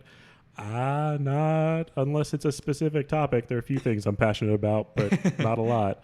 Outgoing by what fucking standards? Like, I mean, I'm willing to try new stuff, but I'm also very happy to just sit on my couch and watch TV. So, I don't know. Introverted, Go outgoing outside, bro. person. Outgoing. Yeah. Okay. Cool. By that meaning, I guess, it says people often think you're unfriendly or that you don't care. That part's possible. That's I guess He's like, I do not care about a lot of Right. things and people. and a lot of people think that, like almost everybody. And then it says, but it's the opposite. Is it? I mean, I am friendly, but I don't know. I don't care about a lot of people. That's just the way it is. You heard it here first, guys. J. Fred's heartless. True. It says firebenders are the most emotional of all the benders, and the smallest things can get a rise out of them. You're also very dedicated and determined. Fulfilling your dreams is the most important goal to you. Well, okay then. All right. Alrighty. I very little Let's just of go that. with what you'd want to be. What would you want to be? Like I said, either earth or air. Or one of the two. sand. Sand. Wouldn't that be part of earth? It is, Yeah. but it's kind of a combination of both. A little bit. I guess I could see that. I don't know. I'm thinking sandstorms. Yeah. Yeah. I mean, I guess that could be either or both, because airbenders could use the air to blow the sand up and make a sandstorm, and the earthbenders could just like throw the sand up and do the same thing. Pocket sand. Pocket sand. Yes. That's That's how such- you win a fight. That's such a good Pocket scene. sand. That's such a good scene. Pocket sand. What about you, Sir All right, Derek? Aristotle. For me- Derek. Drop Aristotle. some philosophy on us. Let's see. So for me, I mean, realistically, I know what I probably would end up being would be a waterbender, just because for whatever reason I always get water on everything. With the Greek god BuzzFeed, it was Poseidon. Hell, I've been swimming since I was a baby, so I mean maybe that plays into I don't know. But I think overall, what I would want to be is probably air, just because air to me seems like. Again, like I'm not like power hungry or anything, but it just gives you so much capability in the world. Like not only for like fighting or if you need to fight or like defend yourself or anything. Like I mean, theoretically, if you had air, like in the modern day world, like it could stop bullets. It could fly wherever I need to go, save on gas money. You know, it's convenient. Like there's just so like infinite possibilities with air that like You're a big dreamer, aren't you? I spend a lot of time daydreaming, dude. Yeah. But I mean, water to me, it would come down to one of those two. I mean, water would be really useful too, like freezing water, heating up water, like controlling water, just anything. I mean, but I'd Never say run out overall, of ice. right? Be able to heat up your ramen without having to wait. Well, I wouldn't even for have to it, worry like- about not being able to like I can't roller skate or ice. Like, yeah, not much, but I mean, like I could slide around on some ice if I can control it. Yeah.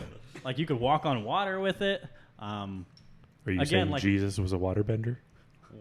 Not touching that one. Anywho, but I mean, like even with water, it's cool because you can pull it out of anything. Like you can pull it out of the air. They show you can pull water out of life forms, control blood. Do you but I turn mean, water into wine? oh my Stop god! trying to drag that into Further solidifying that Jesus was a waterbender. I'm not feeding into this right now because the religious debate is something else we can get on if that's what you're wanting. But It's for a different day. right, I love Jesus and I will not drag him into this. Wouldn't that mean that he's the But- Avatar? But with air, but with air, I mean, like again, air is everywhere too. Like you could control people and objects with it. Like you could bend the air around a person to make them move the way you wanted to, like a marionette. Like you could literally do whatever you wanted with air. With air, air's in water, air's in. I mean, by that standard, it's also in blood. Like there could even be air pockets underground. Like you never really know what all air can do. Like you can lift, scoop things with gusts of air. Except for space.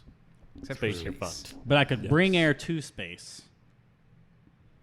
Is Put that how in that a works, bubble around me and go up there. Mr. Engineer?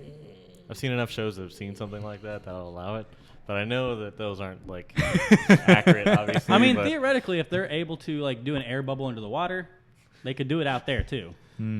I will say that it would. Because of the power to control it. Right. So really, it would only require science. being able to overcome the force of the vacuum in space. So To be honest, why would I go to space when I could just take over the Earth? why would you want the Earth? when you can have There's the so many solar other good system. planets. I mean, To be by myself? Mars? I mean, don't get me wrong, I'm an introvert and I like that shit sometimes, but yeah, I feel like Earth is not the best planet you could go to. anywho, Wow. I chose air. Juan chose Earth. J. Fred chose air or Earth. What's Tyler got? Probably fire. I mean, when I took the test, I got the Avatar. Yeah. so- Took the test, you got Of the course you avatar. did, It's like, Tyler. you fucking asshole. but it's a little bit much. But no, but it'd be fire. Mhm. Just based off the description that you just said, it's like a lot of the things that link up with my personality. Yeah, Like it's I'm a little more ambitious, fitting for passionate, you. like emotional person. So I mean, I think it'd be the one. I mean, I'm a pyro, so I'm obsessed with fire already. So You do That got a kinda real, helps. you do got a real spice to your personality. everybody say goodbye to one. Juan will not be returning either. It looks like it's just going to be me and Tyler from now on. Everyone else is banned.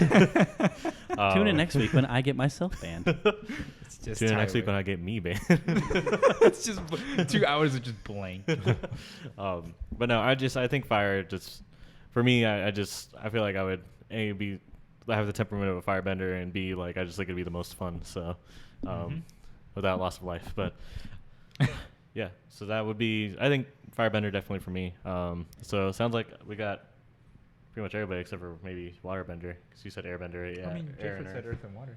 No, I Oh, said wait, Earth I and mean, air. Earth and I air. said air and water, Yeah. but I mean, I'd still choose I'm air. still earth. So we almost got a complete team here. It's a little bit. It's better than it was for the Hogwarts thing. So It's true. Fair. I had one from the right house. Slytherin power. What was that, Gryffindor? yeah. No, Fucking Gryffindor. the right house is Ravenclaw, though.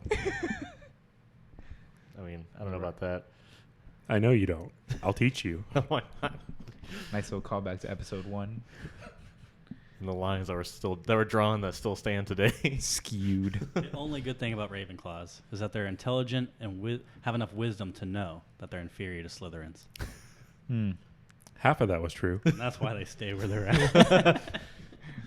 Why don't you go read a book? I will. Yeah. You guys have anything else? Wrap up? No, Huh? I think we've I said. feel like we. I think we hit a dug lot. We dug pretty deep into this. Awesome. Well, I hope you guys enjoyed this episode about Avatar: The Last Airbender. As you can tell, it's a beloved series with us, so I definitely recommend go checking it out. It's Definitely. on Netflix. Legend of Korra, August 14th, will be on Netflix, so you can check out the sequel series. I know it's not as good, but compared to other shows, it's still really good, high quality. Just if you want to just stay tuned in on any kind of information, just go and check us out on our social media. Our Facebook is Nerd of All Trades. Our Instagram is nerd.ofalltrades. Twitter is at NOAT Podcast. So that will be in the show notes too if you missed it right there. But go check us out. We post things about the episodes and everything like that. Get input from the audience. If you just really like what you hear and you really want to just come and support us, go check out my Patreon. It's patreon.com/birchfirstcreate, BURCH, not like the tree. So there we have a lot of really great tiers that you can do support. You get a lot of really great benefits, videos, stuff like that. We have one that's for Nerd of All Trades where you get access to exclusive monthly commentary for one of our favorite movies that we talked about. And also, we also will do a special episode where we talk about your movie pitches. So if you really enjoy it, go and check us out. We'd love your support. Your support is what helps keeps us getting bigger and better. So go check us out. But till then, next week will be our Kaiju and Robots episode. So we're going to be talking about Godzilla. So make sure you stay tuned in. Until then, this is Tyler Birch signing off. This is Juan the newbie signing off. This is J. Fred, the engineer, signing off. This is just Derek. I'm out of here. How dare you, Aristotle? Aristotle.